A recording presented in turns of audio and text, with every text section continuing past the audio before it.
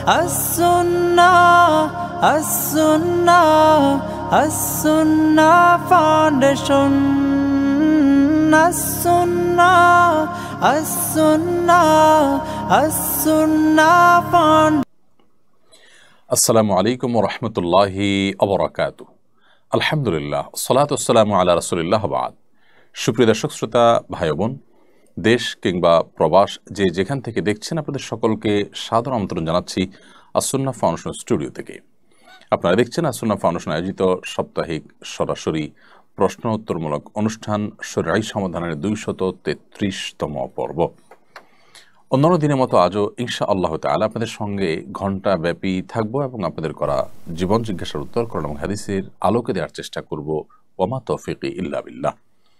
প্রিয় দর্শক, আপনার যে কোনো জীবন ঘনিষ্ঠ প্রশ্ন বাংলা সংক্ষেপে আমাদের এই পোস্টের মন্তব্যের ঘরে লিখুন। আমরা ইনশাআল্লাহ আপনাদের প্রশ্নের উত্তর দেওয়ার আপ্রাণ চেষ্টা অব্যাহত রাখবো। আপনারা আমাদের এই লাইভ অনুষ্ঠানটি দেখতে পাচ্ছেন আমাদের ভেরিফাইড ফেসবুক পেজ থেকে, আমাদের ভেরিফাইড ইউটিউব চ্যানেল থেকে, As Sunnah foundation verified Facebook page এবং আমাদের অন্যান্য পেজ ও চ্যানেল সমূহ থেকে একযোগে যে কোনো জায়গায় প্রশ্ন করলে ইনশাআল্লাহ দিন আমরা প্রশ্নগুলোকে আপনাদের কালেক্ট করে উত্তর দেওয়ার চেষ্টা করব। প্রিয় দর্শক, আস-সুন্নাহ ফাউন্ডেশনের কোনো আপডেট থাকলে সাধারণত লাইভের শুরুতে আমরা আপনাদেরকে জানিয়ে থাকি। একেবারে রিসেন্ট আপডেট দেওয়ার মতো বিষয় আপনারা অনেকেই দেখেছেন, আমাদের পেজ থেকে লাইভ হয়েছে।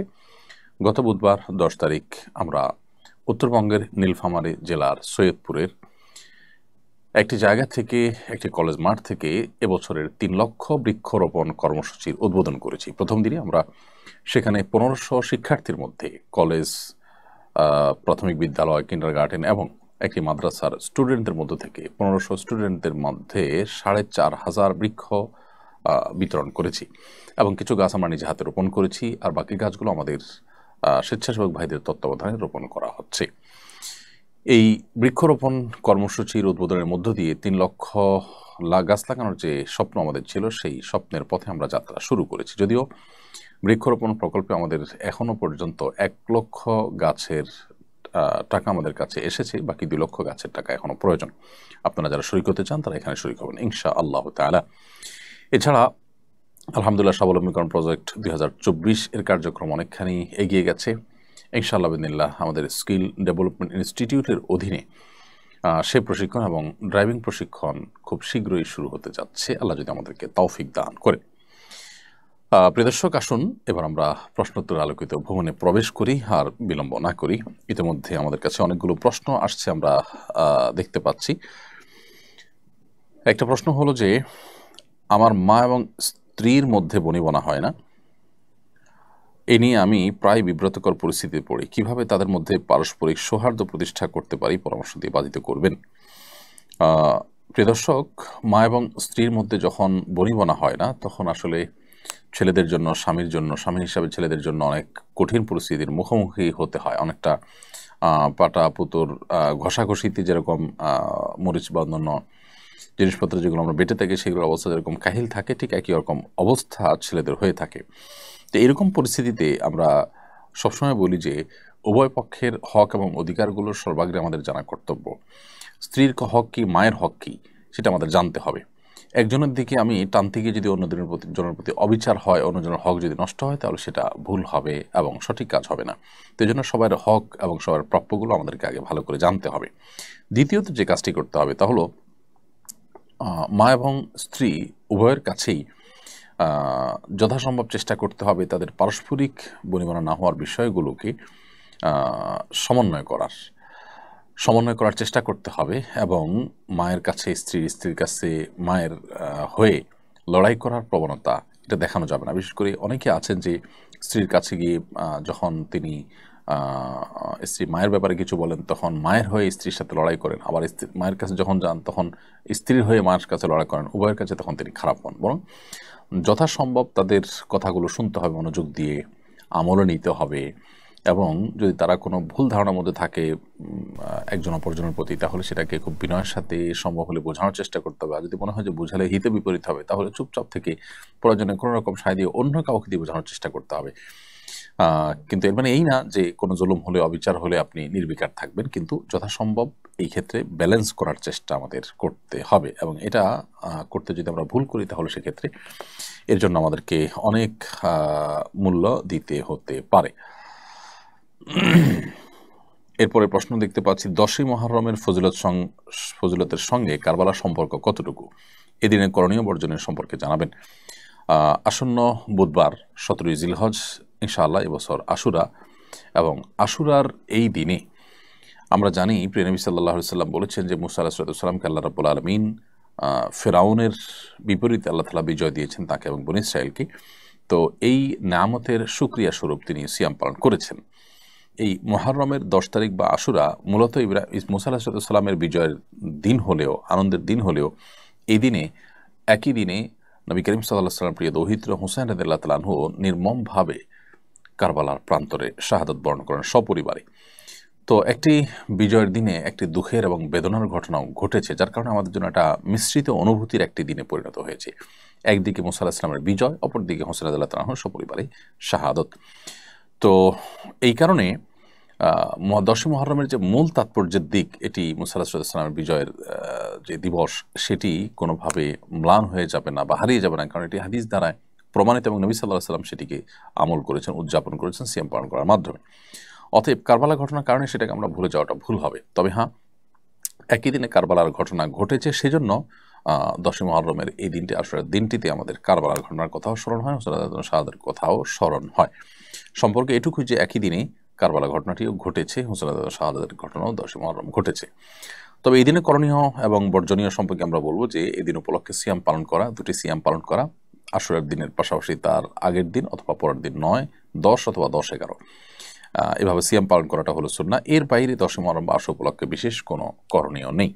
আমরা অনেকে এই দিন উপলক্ষে নানা করণীয়, নানা বর্জনীয় কথা বলি বা কী করণীয় হাদিস আলোকে একেবারে স্পেসিফিকলি যদি আমরা বলতে চাই, তাহলে এটাই হলো এই দিনের একমাত্র করণীয় এবং বর্জনীয় এবং লক্ষণীয় বিষয়।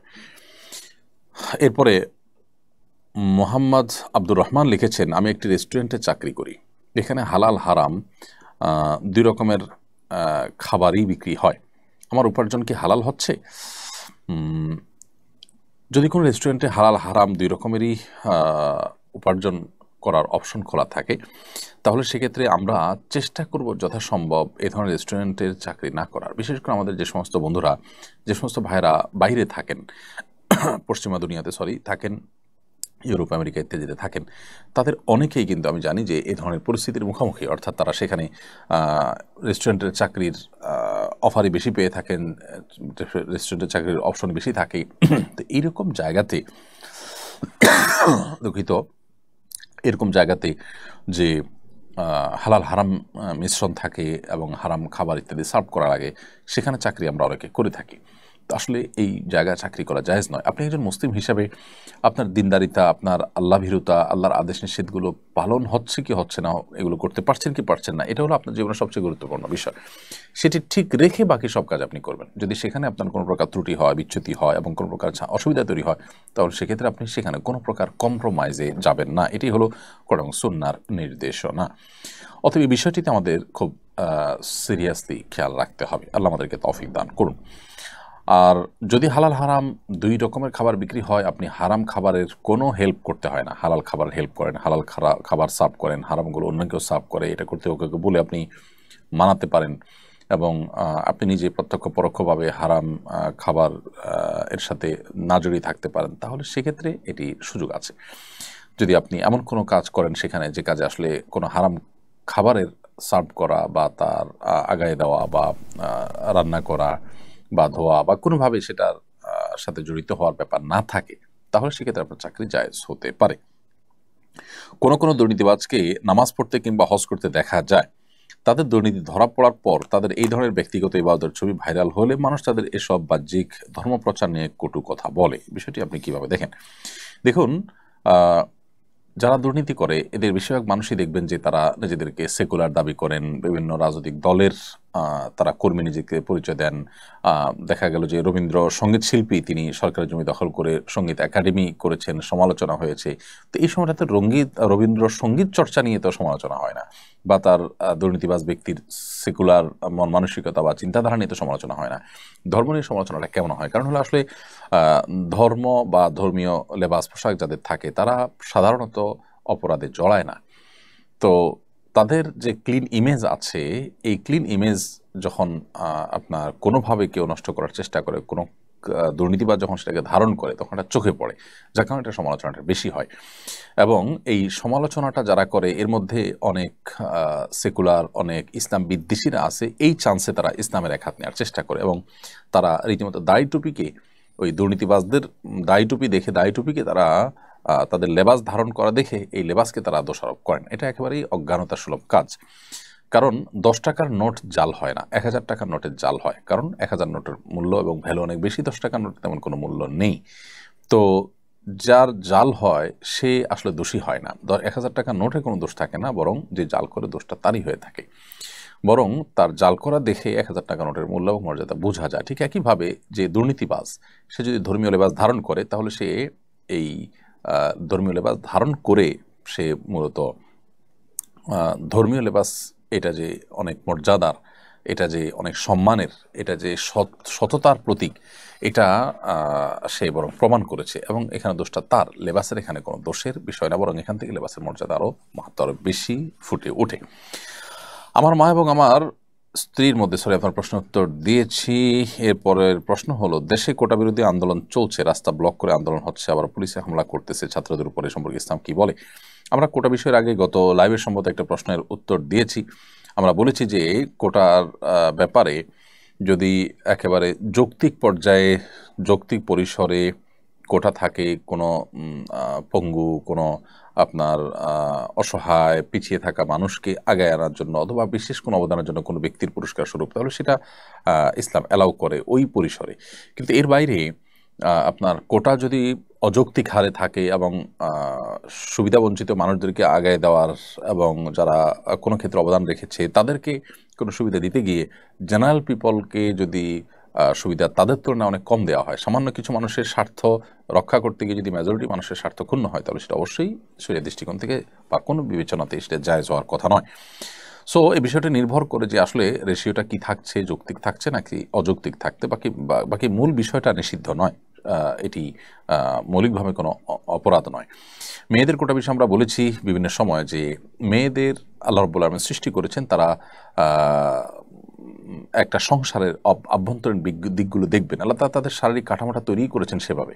আপনি দেখুন, নারীর শারীরিক কাঠামোটাই এরকম যে তিনি বাসা বাড়িতে তার অবস্থান করা, তার বাসা বাড়িতে কাজ করা তার জন্য অধিকতর উপযোগী, গর্ভধারণ করার ক্ষমতা, তার বক্ষে সন্তানের খাবার, এসব বিষয়গুলো প্রমাণ করে যে আসলে তিনি পুরুষের মতো বাহিরে কাজ করে বেড়াবেন না সাধারণ অবস্থাতে, কিন্তু মেয়েদের অঙ্গনে মেয়েদের সার্ভিস দেওয়ার মতো কাজগুলো, যে বিষয়গুলো আছে সেই বিষয়গুলোতে তিনি অবশ্যই কাজ করবেন। এবং এই জায়গাটাতে তিনি যখন কাজ করবেন তখন তার পর্দা প্রসিদ্ধ বিষয়গুলো যথাসম্ভব লক্ষ্য করা হবে। অতএব মেয়েরা বাইরে কাজ করা তাদের জন্য ইসলাম জায়েজ রেখেছে, কিন্তু তাদেরকে কোটা দিয়ে, বিভিন্ন কোটার মাধ্যমে তাদেরকে বাহিরে বের করে আনা এবং পুরুষদের তুলনায় তাদেরকে অগ্রাধিকার দেওয়া, এগুলোর কারণে সমাজে অস্থিরতা তৈরি হয়। পশ্চিমারা আমাদেরকে, যারা যখন ক্ষমতা আসেন আমাদের সরকাররা, তারা এ সমস্ত আপনার কাজের বিনিময়ে লোন টোন দিয়ে, একরকম লোন টোন ইত্যাদির মধ্যে শর্ত দিয়ে তারা নারীর ক্ষমতায়নের নাম দিয়ে মেয়েদের অযৌক্তিক হারে কোটা দিয়ে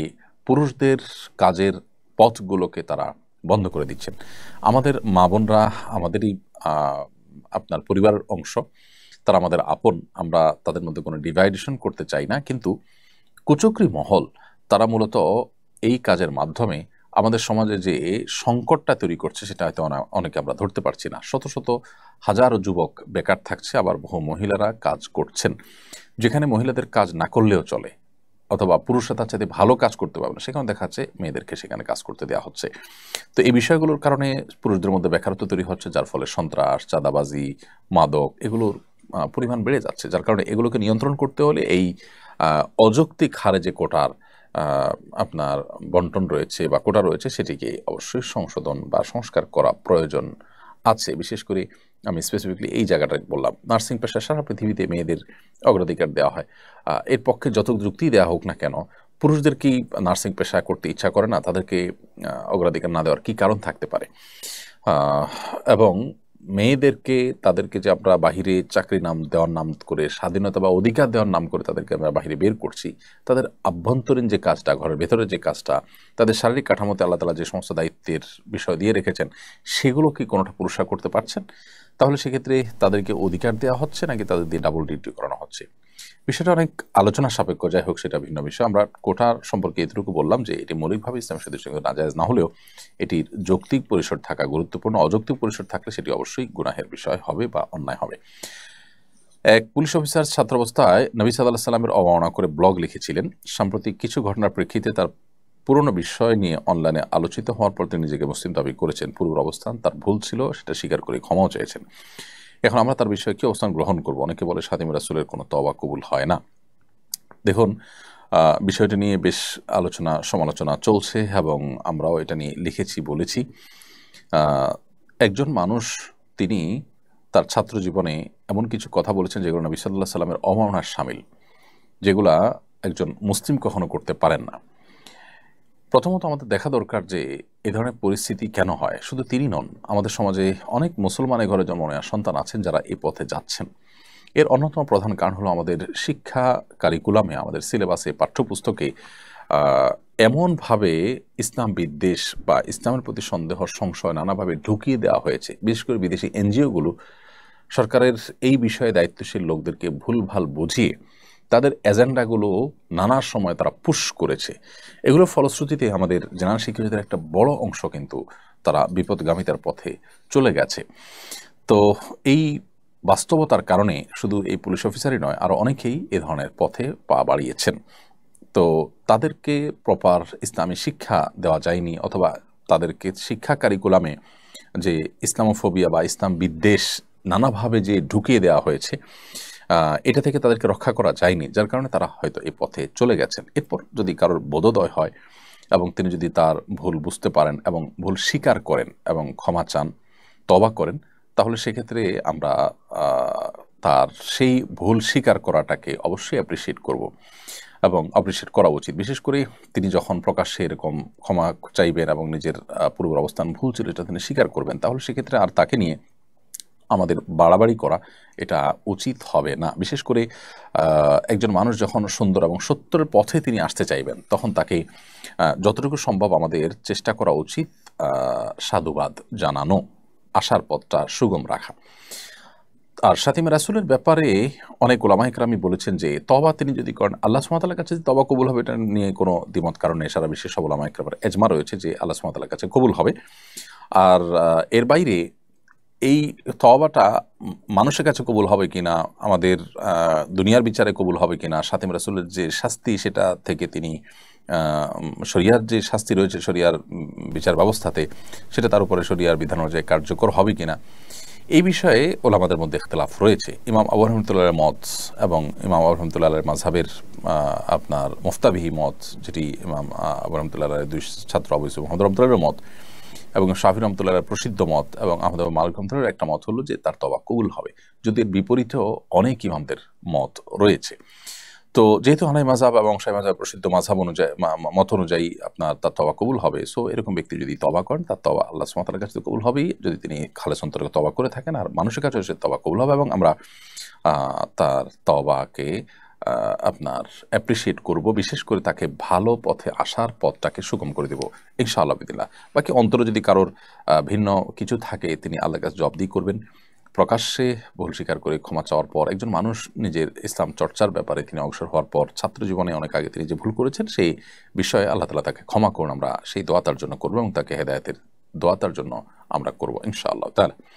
তরুণদের মধ্যে ফুটবল ক্রিকেট নিয়ে উন্মাদনা লক্ষ্য করা যায়। বিশেষত ফুটবলারদের লাইফস্টাইল অনেকে ফলো করে, শরীরে তাদের মতো ট্যাটু আঁকা এবং হেয়ার কাট গ্রহণের প্রবণতা দেখা যায়। তাদের পর ইসলাম কি বলে? দেখুন, একজন মুসলমানের আইডল হবেন প্রিয় নবী সাল্লাল্লাহু আলাইহি ওয়াসাল্লাম। প্রিয় নবী সাল্লাল্লাহু আলাইহি ওয়াসাল্লাম এবং সাহাবায়ে কেরাম, খোলাফায়ে রাশিদা, তারা হবেন মুসলমানের আইডল, মুসলমানের আদর্শ। এর বাইরে মুসলমানদের কোনো আইডল বা কোনো আদর্শ আসলে অমুসলিমদের মধ্যে থাকতে পারে না। আদর্শিক দেউলিয়াপনার কারণে আমাদের মুসলমানদের মধ্যে একটা শ্রেণী মানুষদেরকে দেখা যায় যে তারা বিভিন্ন ক্রিকেটার, বিভিন্ন ফুটবলার, বিভিন্ন তথাকথিত তারকাদের তারা ভক্ত অনুরক্ত হয় এবং তাদের বিভিন্ন বিষয়ের তারা অনুসরণ অনুকরণ করে। একজন মুসলমান হিসাবে এটি আমাদের জন্য কোনো অবস্থাতে জায়েজ নয়। একজন তরুণ হিসাবে আমি আমার প্রিয় নবী সাল্লাল্লাহু আলাইহি সাল্লামকে, সাহাবীদেরকে, খোলাফা রাশিদদেরকে আমি জানার চেষ্টা করি এবং জানতে পারি, তাহলে সেক্ষেত্রে এই খেলোয়াড়রা কখনো আমাদের আইডল হতে পারে না। তো এই উন্মাদনার কারণে তাদের লাইফস্টাইল ফলো করা এটি আমাদের ইমানের দুর্বলতার কারণে হয়ে থাকে। আপনি যদি প্রিয় নবী সাল্লাল্লাহু আলাইহি সাল্লাম, সাহাবা ইকরামের বীরত্ব গাথা জানেন, আপনি যদি তাদের আত্মত্যাগ জানেন, আপনি যদি তাদের মানবিক গুণাবলীর কথা জানেন, আপনি যদি তাদের জীবনের যে উন্নত দিকগুলো আছে সেগুলো যদি আপনি জানেন, তাহলে সেক্ষেত্রে আপনি কখনো কোনো ফাসেক, কোনো কাফের, কোনো আল্লাহ দ্রোহী, কোনো জাহান্নামের পথযাত্রী কোনো মানুষের আপনি অন্ধ অনুকরণ বা অনুসরণ করতে পারেন না, বা তার ভক্ত আপনি অন্তত হতে পারেন না। তো নবী করিম সাল্লাল্লাহু আলাইহি ওয়াসাল্লাম বলেছেন, মান তাশাব্বাহা বিকওমিন ফাহুয়া মিনহুম, যে ব্যক্তি কারোর সাদৃশ্য গ্রহণ করবে, কোনো সম্প্রদায়ের, কোনো দলের মানুষের সাদৃশ্য গ্রহণ করবে, সে তাদের অন্তর্ভুক্ত হবে। সো আপনি যদি আপনার আচার আচরণে, আপনার চলনে বলনে, আপনার পোশাক আশাকে এবং আপনার হেয়ার কাটিং ইত্যাদিতে এই সমস্ত ফাসেক ফাজেরদের অনুসরণ করেন, তাহলে সেক্ষেত্রে আপনি তাদের অন্তর্ভুক্ত হবেন। কিয়ামতের ময়দানে তাদের অবস্থান কি থাকবে, তারা আল্লাহর প্রতি অবিশ্বাসী হওয়ার কারণ, সেটা বলাই বাহুল্য। তো এগুলো হলো আমাদের চিন্তাগত এবং আদর্শিক দেউলিয়াপনার কারণে হয়ে থাকে। আল্লাহ তাআলা আমাদেরকে হেদায়েত দান করুন। আর ট্যাটু আঁকা এমনিতেই তো নাজায়েজ এবং গুনাহের কথা, তাদের অনুসরণ করার কারণে সেটি ডাবল গুনাহের বিষয়ে পরিণত হবে।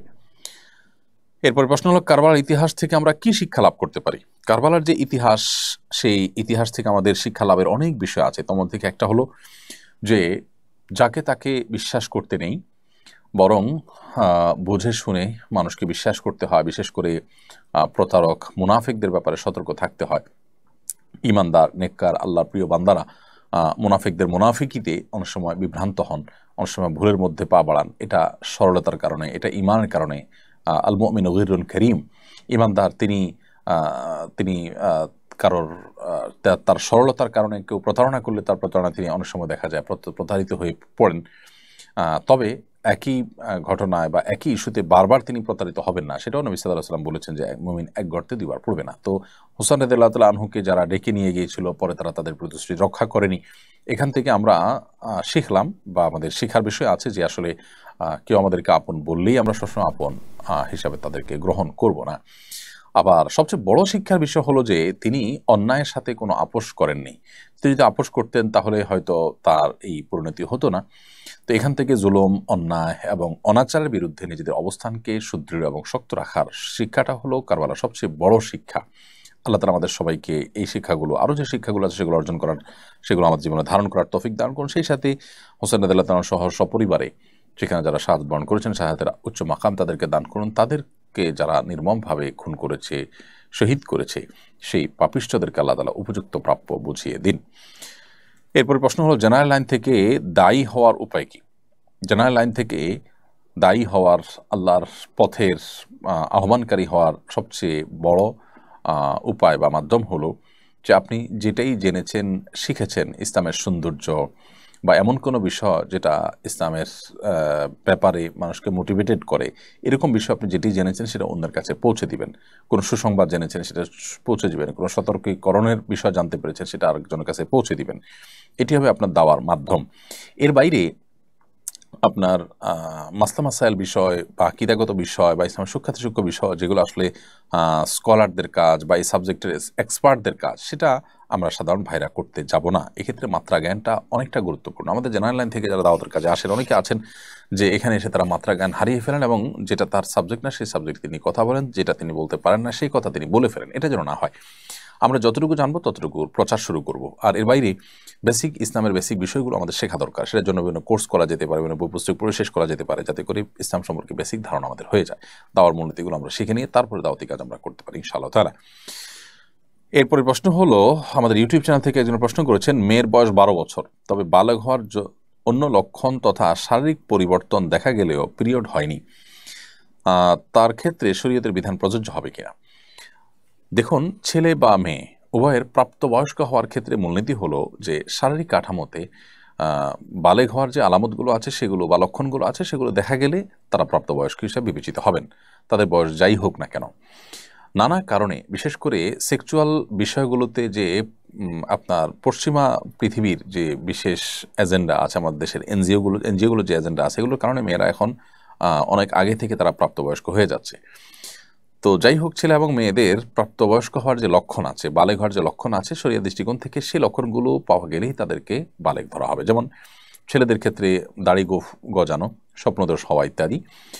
মেয়েদের ক্ষেত্রে আপনার পিরিয়ড বা মাসিক শুরু হওয়া, অথবা আপনার স্বপ্নদোষ হওয়া, কিংবা শরীরের কাঠামোতে প্রাপ্তবয়স্ক নারীর মতো পরিবর্তন আসা, এর কোনোটি আসলেই কিন্তু তিনি প্রাপ্তবয়স্ক হিসেবে বিবেচিত হবেন। এর বাইরে যদি এই আলামতগুলো, চিহ্নগুলো, লক্ষণগুলো দেখা না যায়, অথচ তার বয়স 15 হয়ে যায়, তাহলে সেক্ষেত্রে তিনি অবশ্যই বালেগ হয়ে যাবেন। তো লক্ষণ পাওয়া গেলেই তিনি প্রাপ্তবয়স্ক হবেন। বয়স 12 কি 11 সেটা বিবেচ্য নয়। লক্ষণ যদি পাওয়া না যায়, তাহলে সর্বশেষ সীমানা হলো 15 বছর। নীলপরি আইডি থেকে আপনি লিখেছেন, আমার স্বামী তাস খেলে, টাকা বাজি ধরে না, কিন্তু পরাজিতরা বিজয়ীদেরকে প্রতিবার ফ্রিতে চা ও সিগারেট খাওয়াতে হয়। এটা কি জুয়া খেলা বলে গণ্য হবে?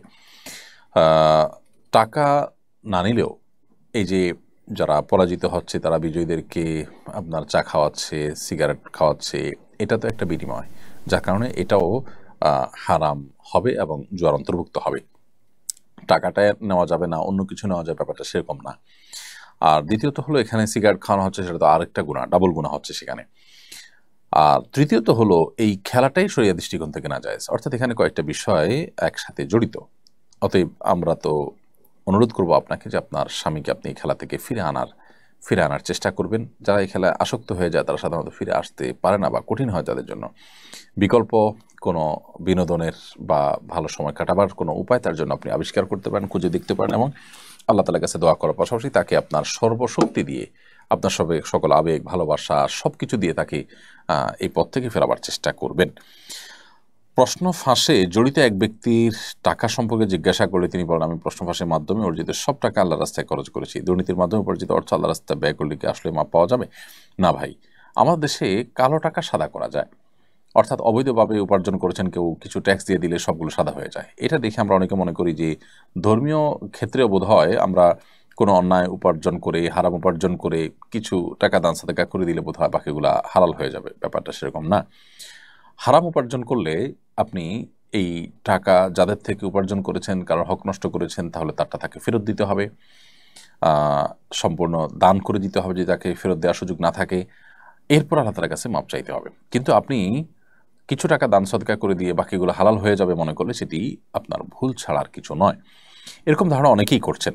অতএব তাদের সেই ধারণা থেকে বেরিয়ে আসতে হবে এবং হারাম উপার্জন থেকে তাদেরকে দূরে থাকতে হবে। আল্লাহ তাআলা আমাদেরকে তৌফিক দান করুন। পাঠাও, উবার ও এ জাতীয় রাইড শেয়ারিং অ্যাপসের মাধ্যমে রাইডারের সঙ্গে যোগাযোগ হওয়ার পর অনেক সময় রাইডার রাইড ক্যান্সেল করে একই ভাড়ায় অ্যাপ ছাড়া যাওয়ার প্রস্তাব দেন। এতে অ্যাপ কর্তৃপক্ষের নির্ধারিত হিস্সা থেকে বঞ্চিত করা হয়। এমন প্রস্তাব গ্রহণ করা যাত্রীদের জন্য উচিত কিনা? না, কোনো অবস্থাতে উচিত নয়। আমরা এর আগেও প্রশ্ন উত্তর দিয়েছি, এটা এক ধরনের অন্যায় এবং এক ধরনের গুনাহের কাজ। কারণ যেই অ্যাপের মাধ্যমে রাইডার প্যাসেঞ্জারকে পেলেন, সেই অ্যাপ ডেভেলপ করেছেন, সেটা ম্যানেজমেন্ট করছেন, সেটা রিপেয়ার করছেন, এটার মাধ্যমে আপনি তার অ্যাপটা ব্যবহার করে আপনি যাত্রী পেলেন, এরপরে যাত্রীকে বলছেন ক্যান্সেল করে আমাকে টাকাটা দিয়ে দেন, অর্থাৎ অ্যাপওয়ালাকে আমি বঞ্চিত করলাম। এটা তার অধিকার থেকে তাকে বঞ্চিত করা হলো। যেহেতু অ্যাপ ব্যবহার করে আপনি যাত্রী রেখেছেন, সো এই যাত্রী থেকে নির্ধারিত কমিশন পাওয়া, এটা অ্যাপ কর্তৃপক্ষের পাওনা হয়ে গেল, অধিকার হয়ে গেল, কারণ তাদের ওইটা দিয়ে আপনি ডেকেছেন। তাছাড়া তাদের সাথে আপনার চুক্তিও ছিল এই মর্মে যে আপনি তাদের অ্যাপ দিয়ে যখন যাত্রী পাবেন তখন তাদের এত পার্সেন্টেজ দিবেন, আপনি সেটা চুক্তিও করেছেন। তাহলে সেক্ষেত্রে রাইডার সেখানে চুক্তি ভঙ্গ করছে, আপনি সেখানে তাকে সাহায্য করছেন।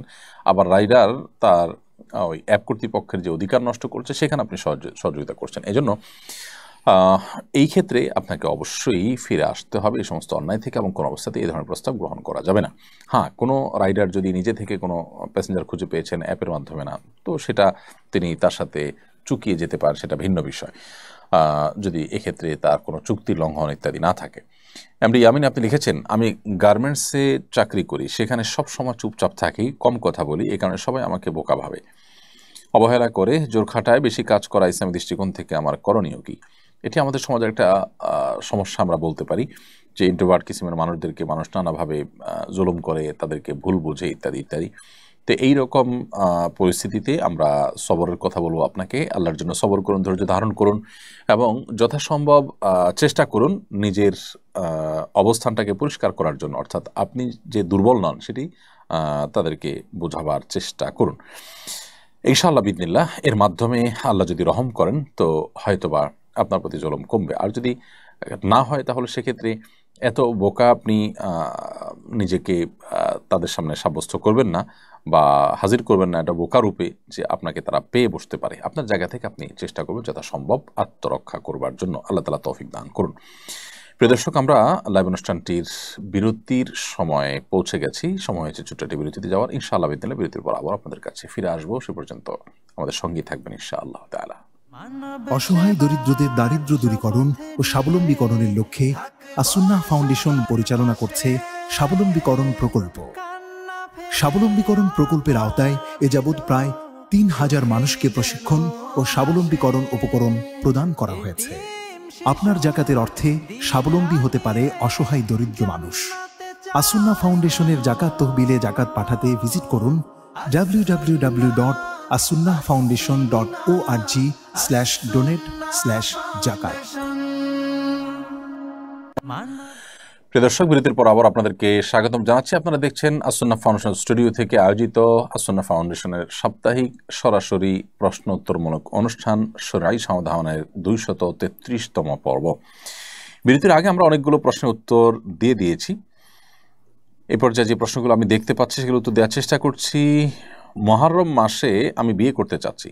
কয়েকজন বললেন মুহররম মাসে বিয়ে করা নিষেধ, আবার অনেককে বলতে শুনেছি জন্মের মাসে বিয়ে করা নিষেধ। এসব বিশ্বাস শরীয়তসম্মত কিনা? আমি একটু রসিকতা করে বলি, এমনিতেই অভিভাবকরা ছেলে মেয়েদেরকে সময়মতো বিয়ে দিচ্ছেন না, যার কারণে নানামুখী সমস্যা এবং সংকট তৈরি হচ্ছে। পরিবার ব্যবস্থাপনা নানাভাবে ক্ষতিগ্রস্ত হচ্ছে এবং দাম্পত্য জীবনে যে সুসম্পর্ক বোঝাপড়া হয় সাধারণত উপযুক্ত বয়সে বিয়ে হওয়ার পর, সেটা না হয়ে দেরি হয়ে গেলে সেটা আসলে আর হয় না। খুব বেশি শেয়ানা, খুব বেশি চালাক চতুর হয়ে একেবারে অতিরিক্ত বয়স হয়ে গেলে তখন আসলে স্বামী স্ত্রীর মধ্যে যে ভালোবাসার ভিত গড়ে ওঠার কথা একটা নির্দিষ্ট বয়সে, সেটা বেটে বলে সেভাবে হয় না। এছাড়া বন্ধ্যাত্ব সহ নানা সমস্যা হয়ে থাকে। তো এমনিতেই প্যারেন্টসরা আপনার এই ভোগবাদিতার কারণে, আপনার জাগতিক নানা ইস্যুর কারণে তারা তাদের সন্তানদেরকে যথাসময় বিয়ে দেন না, দিতে পারেন না। এর মধ্যে আবার মুহররম মাসে বিয়ে করা যাবে না, তারপরে জন্মের মাসে বিয়ে করা যাবে না। অনেকে বলেন যে কাটা চাঁদে বা আপনার কোরবানি মাসে বিয়ে করা যাবে না। তো বছরে যদি 2-3 মাসে বিয়েই করা না যায় তো বিয়ে মানুষ করবে এটা কখন? আসলে এরকম কোনো কথা কোন হাদিসে বলা হয়নি। বিয়ের ক্ষেত্রে এমন কোনো সময় নেই যে এই টাইমে বিয়ে করা যাবে না। শুধু এহরামরত অবস্থাতেই, হজ বা আপনি ওমরার জন্য যখন এহরামরত আছেন ওই সময়টাতে মুহরিমের জন্য বিয়ে করা নিষেধ, এবং সে বিষয়ে আমাদের ইখতিলাফ রয়েছে। কিন্তু আপনার এর বাইরে রাতে দিনে আপনার যে কোনো মাসে আপনি বিয়ে করতে পারবেন। বিধায় মুহররম মাসে বিয়ে করা যাবে না এমন কোনো কথা নেই, আবার জন্মের মাসে বিয়ে করবেন না সেরকম কোনো কথাও নেই। এটা সম্পূর্ণ কুসংস্কারাচ্ছন্ন বিশ্বাস। আলিনুর তুহিন আপনি লিখেছেন, আমি তওবা করার পর আবার পাপ করে ফেলি, পাপ থেকে বাঁচার জন্য কয়েকটি কার্যকরী আমলের কথা বলুন। তওবা করার পর আবার পাপ হয়ে যাওয়া এটা মানবীয় দুর্বলতা ছাড়া কিছুই নয়। তো এরকম পরিস্থিতিতে আল্লাহ রাব্বুল আলামিনের কাছে আমাদের দোয়া যেমন অব্যাহত থাকবে, ক্ষমা প্রার্থনা বন্ধ হবে না, বরং আরও শক্ত, আরও গাঢ়ভাবে আমরা তওবা করব। একবার তওবা ভঙ্গ হয়ে গেলে পরবর্তী তওবাটা হবে আরও শক্তিশালী তওবা। পরবর্তী তওবাতে আমরা চেষ্টা করব আগের চাইতে আরও স্ট্রংলি তওবা করার, কারণ আমার আগের তওবা ভেঙেছে মানে হলো তওবাটা খুব বেশি স্ট্রং ছিল না। তারপরও তওবা ভঙ্গ হয়ে যাওয়ার একটা বড় কারণ থাকে যে পাপের পরিবেশ থেকে হয়তো আমরা ফিরে আসি না। তওবা করেছি আমি পাপ করব না, অথচ আমি এমন জায়গায় আছি, এমন অবস্থানে আছি যে আমার দ্বারা ঘুরে ফিরে অপরাধ হয়ে যাচ্ছে। তো এই জায়গাগুলো থেকে আমরা সরে আসার জন্য আপ্রাণ চেষ্টা অব্যাহত রাখবো ইনশাআল্লাহ তাআলা। সেটি হবে, পাপের পরিবেশ থেকে ফিরে আসা হবে আমাদের তওবাকে ধরে রাখার সবচেয়ে বড় মাধ্যম। এর বিপরীতে নেকের পরিবেশের মধ্যে আমরা নিজেদেরকে ধরে রাখার চেষ্টা করবো ইনশাআল্লাহ। 10ই মুহররম তাজিয়া মিছিল বের করা হয়। মিছিল অংশগ্রহণকারীরা নিজেদের গায়ে নিজেরা আঘাত করেন, এমনকি অভিভাবকরা নিজেদের শিশু সন্তানদের গায়েও আঘাত করেন। এ ব্যাপারে শরীয়তের বিধান কি? পরিষ্কারভাবে নবী করিম সাল্লাল্লাহু আলাইহি ওয়াসাল্লাম কোনো শোক পালন করতে গিয়ে নিজের শরীরে আঘাত করা, জামা কাপড় ছেঁড়া, এগুলোর পরে পরিষ্কারভাবে নিষেধ করেছেন, এবং আল্লাহ তাআলা লানত অভিশাপ নাজিল হয় এই সমস্ত ব্যক্তিদের উপর, সেই কথা তিনি বলেছেন। সো তাজিয়া মিছিল বা আপনার শোক মিছিলের নামে নিজের শরীরের বা সন্তানদের শরীরে আঘাত করা সম্পূর্ণ নাজায়েজ এবং গুনাহের কথা। দিন মনে করে, ইসলাম মনে করে এই ধরনের ভুলভাল কাজ অনেকেই করছেন। শিয়াদের মধ্যে এগুলোর প্রবণতা অনেক বেশি। আমরা এই সমস্ত কাজকে কখনো জায়েজ মনে করতে পারি না, কারণ নবী করিম সাল্লাল্লাহু আলাইহি ওয়াসাল্লামের স্পষ্ট নিষেধাজ্ঞা রয়েছে। বিধায় এই ধরনের কাজ আমরা করব না। এমনিতেই আপনার শোক পালন করতে গিয়ে আল্লাহর প্রতি, আল্লাহর সিদ্ধান্তের প্রতি আপনার এক ধরনের বিদ্রোহ প্রকাশ পায়, সেরকম মাতম করাও কিন্তু হাদিসে নিষেধ। সো শরীরের মধ্যে আঘাত করার তো কোনো সুযোগই নেই। নবী করিম সাল্লাল্লাহু আলাইহি ওয়াসাল্লাম স্পষ্টভাবে বলেছেন যে ব্যক্তি তার গালে আঘাত করে, তার জামা কাপড় ছিঁড়ে, এই সমস্ত ব্যক্তিদের প্রতি আল্লাহ তাআলা লানত বর্ষিত হয়, এবং সে ব্যক্তিকে রাসূল বলছেন যে আমার উম্মত তারা না, লাইসা মিন্না মান দরাবাল খুদুদ ওয়া শাক্কাল জুয়ুব, হাদিসে রয়েছে। এজন্য এই কাজগুলো কোনো মুসলমান করতে পারেন না। তাহমিনা তানিয়া আপনি লিখেছেন, আমার হাজব্যান্ড মারা যাওয়ার আগে জীবন বীমায় কিছু টাকা সঞ্চয় করেছিলেন, কিন্তু নির্দিষ্ট পরিমাণ টাকার পুরোটা দিয়ে শেষ করতে পারেননি। এখন এজেন্সির কর্মকর্তারা বলছেন নির্দিষ্ট পরিমাণ টাকার পুরোটা এবং এক্সট্রা আরও কিছু টাকা নমিনি হিসাবে আমি পাবো। এই টাকা কি আমার জন্য হালাল হবে? জীবন বীমা সাধারণত যেটি হয়ে থাকে এগুলো জায়েজ হওয়ার কোনো কারণ থাকে না, এগুলো নাজায়েজ এবং হারাম। সেগুলো আমরা এর আগে বিভিন্ন সময় বলেছিলাম, সারা বিশ্ব উলামায়ে কেরাম ফতোয়া রয়েছে এর মধ্যে। অতএব সাধারণত জীবন বীমার যে ইয়েগুলো থাকে, আমাদের দেশে যে জীবন বীমা আছে এগুলো হারাম ফরম্যাটের উপরে প্রতিষ্ঠিত, যার কারণে এই জীবন বীমা যে আমি নির্দিষ্ট হারে মাসে মাসে টাকা দিয়ে গেলাম, এরপর মারা গেলে আমাকে অনেক টাকা দেওয়া হবে, এই যে অতিরিক্ত টাকা দেওয়া হলো কিসের বিনিময় হলো? কোনো ব্যবসায়িক চুক্তি ছাড়া। তো এগুলো নাজায়েজ এবং হারাম, এরপরে কোনো সন্দেহ নেই। এখন আপনার স্বামীর মৃত্যুর পর এজেন্সির কর্মকর্তা যদি বলেন যে নির্দিষ্ট পরিমাণ টাকার পুরোটা এবং আরও কিছু টাকা আপনাকে দিবে, তো আপনি সে টাকা নিলেও মূল টাকা যেটা আপনার স্বামী জমা করেছেন সেটুকু ভোগ করবেন, আর বাকি টাকা গরিব দুঃখীদেরকে দান করে দিবেন সওয়াব নিয়ত করা ছাড়া। যদি তারা বাকিটা 100 টাকা দেয় তাহলে সেটি এইভাবে আপনি ব্যয় করবেন, নিজে খরচ করবেন না। এরপরের প্রশ্ন হলো, মৃত ব্যক্তির ফটো তোলা বা ভিডিও কলে প্রবাসী আত্মীয় স্বজনকে দেখানো যাবে কিনা?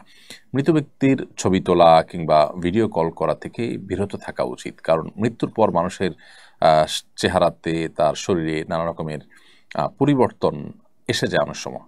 এই ছবি তোলাটা ভালো কোনো বিষয় নয়। এটা থেকে যথাসম্ভব আমাদের বিরত থাকা উচিত, এবং এমনিতে সাধারণ অবস্থাতেও প্রয়োজনে ছবি তোলা যায়। ছবি তোলার ব্যাপারে, ফটোগ্রাফির ব্যাপারে আমাদের যে মত পার্থক্য আছে, যে ডিজিটাল যে ছবি তোলা হয় মোবাইলে বা আমাদের বিভিন্ন ডিভাইসে যেটি থাকে, যেটি প্রিন্টেড নয়, সেটিকে অনেক রকম জায়েজ বলেন, এবং জায়েজ হওয়ার মতটাকে আমাদের কাছে নানাভাবে যৌক্তিক এবং বেশি শক্তিশালী মনে হলেও এটি সতর্কতার পরিপন্থী যে প্রয়োজন ছাড়া আমরা ছবি তুলব। সেখানে মৃত ব্যক্তির ছবি তোলা বা ভিডিও করা তো অনুচিত। তবে একান্ত তার সন্তান দূরে আসতে পারছেন না, তাকে যদি আপনি লাইভ ভিডিওর মাধ্যমে, লাইভ কলের মাধ্যমে দেখাতে চান, এটা ভিন্ন বিষয়। তবে ছবি তোলা, বিশেষ করে তার অঙ্গ এবং চেহারা বিকৃত হয়ে যাওয়ার আশঙ্কা থাকলে না তোলা উচিত। এরপর প্রশ্ন হলো, মুহররম মাসের বিশেষ কোনো আমল আছে কিনা? মুহররম মাসের বিশেষ আমল হলো বেশি বেশি নফল রোজা রাখা। নবী করিম সাল্লাল্লাহু আলাইহি ওয়াসাল্লাম বলেছেন, আফদালুস সিয়ামি বা'দা রমাদান শাহরুল্লাহিল মুহররম, রমজানের পরে সবচেয়ে উত্তম রোজা হলো আল্লাহর মাস মুহররম মাসে রোজা রাখা। এই জন্য মুহররম মাসের স্পেশাল বা বিশেষ আমল হলো এই মাসে বেশি বেশি নফল রোজা রাখবো আমরা ইনশাআল্লাহ তাআলা। যার যতটুকু তৌফিক হলো 2, 4, 5, 10টা করে যে যতটুকু পারেন নফল রোজা রাখবেন এই মাসটি অলরেডি কয়েকদিন গত হয়ে গেছে, বাকি যে দিনগুলো আছে আমরা নফল রোজা রাখার চেষ্টা করব ইনশাআল্লাহ তাআলা। এটি হলো এই মাসের প্রধান আমল বা বিশেষ আমল। এর বাইরে এটি সম্মানিত 4 মাসের একটি সম্মানিত মাসের ভিতরে সবচেয়ে গুরুত্বপূর্ণ মাস হওয়ার কারণে সম্মানিত মাস রুটিন কাজগুলো, এবাদতগুলো, রুটিন ভালো কাজগুলোকে বিশেষ গুরুত্বের সাথে করা এবং পাপের কাছ থেকে বেঁচে থাকার জন্য বিশেষভাবে সচেষ্ট থাকা, সেটা আমরা অব্যাহত রাখবো ইনশাআল্লাহ তাআলা। এরপর প্রশ্ন হলো, আমি একটি কোম্পানিতে চাকরি করি, কোম্পানিটি ইসরায়েল সংশ্লিষ্ট বর্জন লিস্টে আছে, এজন্য সবসময় মনোবেদনায় ভুগি, আমি চাকরি ছেড়ে দেবো কিনা? পরামর্শ দিবাজিত করবেন। আপনার চাকরি যদি অন্যত্র করার সুযোগ থাকে, এই কোম্পানিকে আপনি যে সার্ভ করছেন সেটা না করে অন্য কোথাও সার্ভ করবেন, সেটাই হবে আপনার জন্য উচিত এবং কর্তব্যের বিষয়। যদি আপনি কোম্পানিতে কাজ করে কোম্পানিতে যতটা সার্ভ করছেন তার চাইতে দিনের জন্য তার চেয়ে বেশি করতে পারছেন, এখানে থেকে বরং আপনি দিনের সুবিধা বা ইসলামের স্বার্থ আরও বেশি রক্ষা করতে পারছেন, যেটা অন্য জায়গায় গেলে সম্ভব হবে না। এরকম যদি হয় তাহলে আপনি এটা করতে পারেন, বিশেষ করে আপনার যে কাজ, সে কাজটা যদি মৌলিকভাবে হারাম না হয়। আর যে কাজ করছেন সেটা যদি হারাম কোনো কাজ হয় তাহলে সেক্ষেত্রে কোনো অবস্থাতে সেখানে কাজ করা আপনার জন্য জায়েজ হবে না। কুদ্দুস শেখ এটি দেখে আপনি লিখেছেন, সামর্থ্য থাকা সত্ত্বেও যদি ভিক্ষা করে কিয়ামতের দিন তাদের শাস্তি কি হবে? সামর্থ্য থাকা সত্ত্বেও ভিক্ষা করা কোনো জায়েজ কাজ নয়, ভালো কাজ নয়। নবী করিম সাল্লাল্লাহু আলাইহি ওয়াসাল্লাম উৎসাহিত করেছেন কিয়ামতের দিন তাদের স্পেসিফিক কোনো শাস্তির কথা কোরআন হাদিসে আলাদা করে বলা হয়নি যে সামর্থ্য থাকার পরও ভিক্ষা করলে এই ধরনের শাস্তি হবে। তবে সন্দেহাতীতভাবে সামর্থ্য থাকার পরও ভিক্ষা করা এটা নিকৃষ্ট কাজ এবং আল্লাহর কাছে অপছন্দনীয় কাজ। রাজধানী মহাখালীতে কূটনীতিকদের জন্য মদের বিক্রয় কেন্দ্র স্থাপন করেছে পর্যটন কর্পোরেশন। রাষ্ট্রীয় প্রতিষ্ঠানের পক্ষ থেকে অমুসলিমদের জন্য মদের বিক্রয় কেন্দ্র প্রতিষ্ঠা করার বিধান কি? দেখুন, একটি মুসলিম প্রধান দেশে মুসলমানদের ট্যাক্সের টাকায় কোনো মদের বিক্রয় কেন্দ্র স্থাপন করা এটা উচিত হবে না, অথবা সরকারের কোনো প্রতিষ্ঠানে এরকম কোনো কাজ করা মুসলমানদের যে চিন্তাধারা, বেশিরভাগ মানুষ যে দেশের মুসলমান সে দেশের মানুষের চিন্তাধারার পরিপন্থী কাজ করা, তো জনগণের চিন্তা চেতনা আশা আকাঙ্ক্ষার পরিপন্থী কাজ করা, এটা তো আসলে তথাকথিত যে গণতন্ত্রের কথা বলা হয় সেই গণতন্ত্রের সাথেও যায় না। অতএব এটার আমরা তো বলবো যে এটা না করা উচিত এবং শরিয়ার দৃষ্টিকোণ থেকে এটি কোনো অবস্থাতে জায়েজ হওয়ার কথা নয়। এমনকি আপনার ইহুদি খ্রিস্টানদের ধর্ম মতেও বেসিক্যালি এটি জায়েজ নয়। বাকি তারা তাদের ধর্ম থেকে বিচ্যুত বা তার ধর্মীয় বিধান থেকে বিচ্যুত, যার কারণে তারা হয়তো এই সমস্ত বিধানগুলোকে তোয়াক্কা করছে না বা আমল করছে না। এমনকি তাদের ধর্ম নামকে অস্তে থাকছে বেশিরভাগ ক্ষেত্রেই, বাস্তবিক অর্থে বা প্র্যাকটিসের ক্ষেত্রে তা অনেকেই মূলত নাস্তিকের পর্যায়ে চলে গেছেন। তো এটা খুবই দুঃখজনক এবং এটা তাদেরকে কাফিরে পরিণত করে দেয়। তারা যে আহলে কিতাবের সুবিধা পাওয়ার কথা সেই সুবিধা থেকে তারা বেরিয়ে যায়। যাই হোক, তো মুসলমানদের ট্যাক্সের টাকায় কোনো প্রতিষ্ঠান পরিচালিত হলে, সরকারি কোনো প্রতিষ্ঠান হলে, সেই প্রতিষ্ঠান আসলে মুসলমানদের আশা আকাঙ্ক্ষার প্রতিফলন হয় না, এরকম কোনো কাজ করবে না, সেটাই উচিত এবং কর্তব্য। বিদেশিদেরকে আমাদের দেশে আনতে হবে, তাদের এখানে নানা রকম কাজ থাকতে হবে বা তাদের সাথে আপনার এঙ্গেজমেন্ট দরকার হয়, সেটা বাস্তব একটা বিষয় আমরা জানি। কিন্তু আমরা তাদের জন্য অ্যারেঞ্জ করব এবং তাদেরকে সুযোগ সুবিধা দিব এমন বিষয় যেগুলো শরিয়া অ্যালাউ করে না, সেটা মুসলমান হিসেবে আমাদের জন্য জায়েজ নয়। আমার মা ইঁদুর মারার জন্য রাতে যন্ত্র পেতে রাখেন, সকালে উঠে আটকে পড়া ইঁদুরগুলোকে পানিতে চুবিয়ে মারেন, এটা জায়েজ হচ্ছে কিনা? দেখুন, ইঁদুর মারা মৌলিকভাবে নাজায়েজ কাজ না। যদি ইঁদুর আমাদের উপদ্রবের কারণ হয়, আমাদের ফল ফসল ক্ষতি করে, বাসা বাড়িতে ডিস্টার্বের কারণ হয়, তাহলে তাদেরকে মারাটা নিষেধ নয়, কিন্তু নির্মমভাবে মারাটা নিষেধ। অতএব ইঁদুর মারতে গিয়ে আপনার মা যে প্রক্রিয়া অবলম্বন করছেন, যে পানিতে চুবিয়ে মারছেন, এটা অবশ্যই নির্মমভাবে হত্যা করা। নবী করিম সাল্লাল্লাহু আলাইহি ওয়াসাল্লাম বলেছেন, ইন্নাল্লাহা কাতাবাল ইহসানা আলা কুল্লি শাই, আল্লাহ তাআলা প্রত্যেকটা বস্তুর প্রতি ইহসান করাটাকে ফরজ করে দিয়েছেন। ফাইদা যাবাহতুম ফাহসিনু যিবহাতা ওয়া ইযা কাতালতুম ফাহসিনুল কিতলাতা, যদি তোমরা কোনো পশু জবাই করতে হয়, যুদ্ধক্ষেত্রে কোনো শত্রুপক্ষকে হত্যা করতে হয়, বিচারিকভাবে হত্যা করতে হয়, তাহলে তো সেক্ষেত্রে তোমরা ইহসান করবে, অর্থাৎ অনুগ্রহ করবে। সেক্ষেত্রে তোমরা অমানবিক হতে যাবে না, যথাসম্ভব মানবিক হবে এবং চেষ্টা করবে তার প্রতি যাতে কোনো অবিচার না হয় সেদিকটাকে খেয়াল রাখতে। বিধায় যেখানে যে কষ্টটা না দিলেই চলে, সেভাবে কষ্ট দিয়ে আপনার কোনো প্রাণীকেও হত্যা করা জায়েজ নাই। সেজন্য এভাবে পানিতে চুবিয়ে আপনার এই আপনার ইঁদুরকে মারা জায়েজ নাই। আপনি বিষ প্রয়োগ করলেন, কোনো যদি এক আঘাতে মেরে ফেললেন, এই জাতীয় কোনো প্রক্রিয়া আপনি অবলম্বন করতে পারেন। এরপর প্রশ্ন হলো, এমন কোনো আমল আছে কিনা যা করলে আমি হজে যেতে পারবো? দেখুন, আপনি হজে যাওয়ার মতো আমল, যে আমল করলে আপনি হজে যাওয়ার সুযোগ তৈরি হতে পারে, সেটা মূলত আল্লাহ তাআলার কাছে দোয়া করা। আল্লাহর কাছে যত বেশি আপনি দোয়া করবেন, তত বেশি আল্লাহ রাব্বুল আলামিন আপনাকে হজে যাওয়ার সুযোগ দিবেন, আপনি আশা করতে পারেন। দোয়া করবেন, যদি দোয়ার শর্ত অনুযায়ী আপনি করতে পারেন, কায়মান বাক্যে দোয়া করতে পারেন, সেভাবে আপনি মনোযোগের সাথে দোয়া করতে পারেন, কারণ আল্লাহ তাআলা অমনোযোগী অন্তরের দোয়া কবুল করেন না। অতএব সেভাবে যদি দোয়া করতে পারেন, তো আশা করা যায় আল্লাহ রাব্বুল আলামিন আপনার দোয়া কবুল করবেন। তো সেভাবে আপনি দোয়ার চেষ্টা করবেন। এর বাইরে নিজের সাধ্য অনুযায়ী আপনি অর্থ সঞ্চয় করা থেকে নিয়ে অন্যান্য প্রস্তুতি যেগুলো আছে সেগুলো আপনি নিতে থাকবেন। আশা করা যায় আল্লাহ রাব্বুল আলামিন আপনার দোয়া কবুল করবেন। এর বাইরে আসলে স্পেসিফিক কোনো আমল নেই যেটা করলে আপনি হজে যেতে পারবেন। হজে যাওয়ার জন্য এই চেষ্টাগুলো করবেন। এছাড়া যে আমলগুলো করলে হজ এবং ওমরা সওয়াব পাওয়া যায়, যেমন শাকা নামাজ পড়লে আরও বিভিন্ন আমল আছে, সেই আমলগুলো আপনি করতে থাকবেন। এখান থেকে হজের প্রতি আপনার আগ্রহ, আপনার তামান্না যা আছে সেটি বোঝা যাবে। আন্তর্জাতিক ফুটবল খেলা দেখা এবং এ নিয়ে আলাপ আলোচনা করা জায়েজ আছে কিনা? দেখুন, এই সমস্ত খেলাধুলা, এই সমস্ত আপনার ক্রীড়া আন্তর্জাতিকভাবে যেগুলো হয়ে থাকে বা দেশীয়ভাবে এরকম বড় বড় আসর যেগুলো হয়ে থাকে, প্রথমত এগুলোতে যে উন্মাদনা হয়ে থাকে, এগুলোতে বিনোদনের নামে যে আপনার উৎসবের উচ্ছলতা হয়ে থাকে, এটা আসলে কোনো মুসলমানের সাথে যায় না।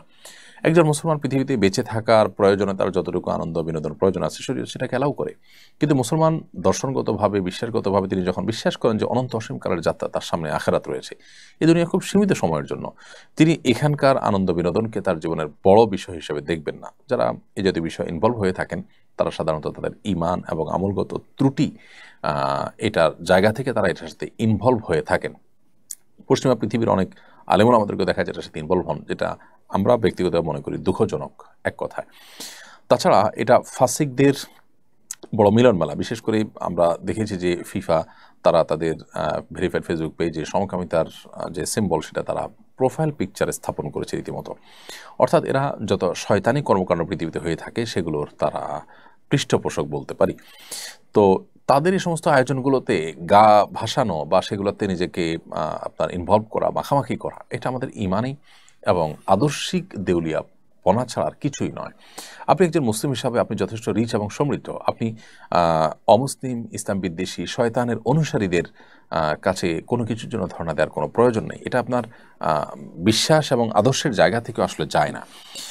এটি হলো একটি বিষয়। এর বাইরে এটার সাথে যারা ইনভলভ থাকেন তারা সেটা আলাপ আলোচনা পর্যালোচনা ইত্যাদি করেন, এটা অনর্থক কাজ এবং অপ্রয়োজনীয় কাজ। নবী করিম সাল্লাল্লাহু আলাইহি ওয়াসাল্লাম বলেছেন, মিন হুসনি ইসলামিল মারই তারকুহু মা লা ইয়ানিহি। মুসলমান ইসলামের সৌন্দর্য তখনই প্রকাশ পাবে যখন সে অহেতুক অনর্থক কাজ থেকে বেঁচে থাকবে। তো আপনি এ জাতীয় কাজ করছেন, সেখানে কে জিতলো না হারলো এটাতে আপনার কি আসবে যাবে। তো এই জাতীয় বিষয়গুলোকে শরীয়ত অ্যালাউ করে না, অবশ্যই সেটাকে আমরা নাজায়েজ কাজের অন্তর্ভুক্ত মনে করি। রবিন আপনি লিখেছেন, আমি আমার মা সহ তামাত্তু হজ করেছি। প্রথম ওমরা করার সময় মাকে হুইল চেয়ারে ওমরা করানোর জন্য একজনের সঙ্গে চুক্তি করেছি। হজের পর আমরা মদিনায় চলে যাই। মক্কায় ফিরে এসে দ্বিতীয় ওমরা করার সময় আমি নিজে মাকে হুইল চেয়ারে তওয়াফ ও সাই করে।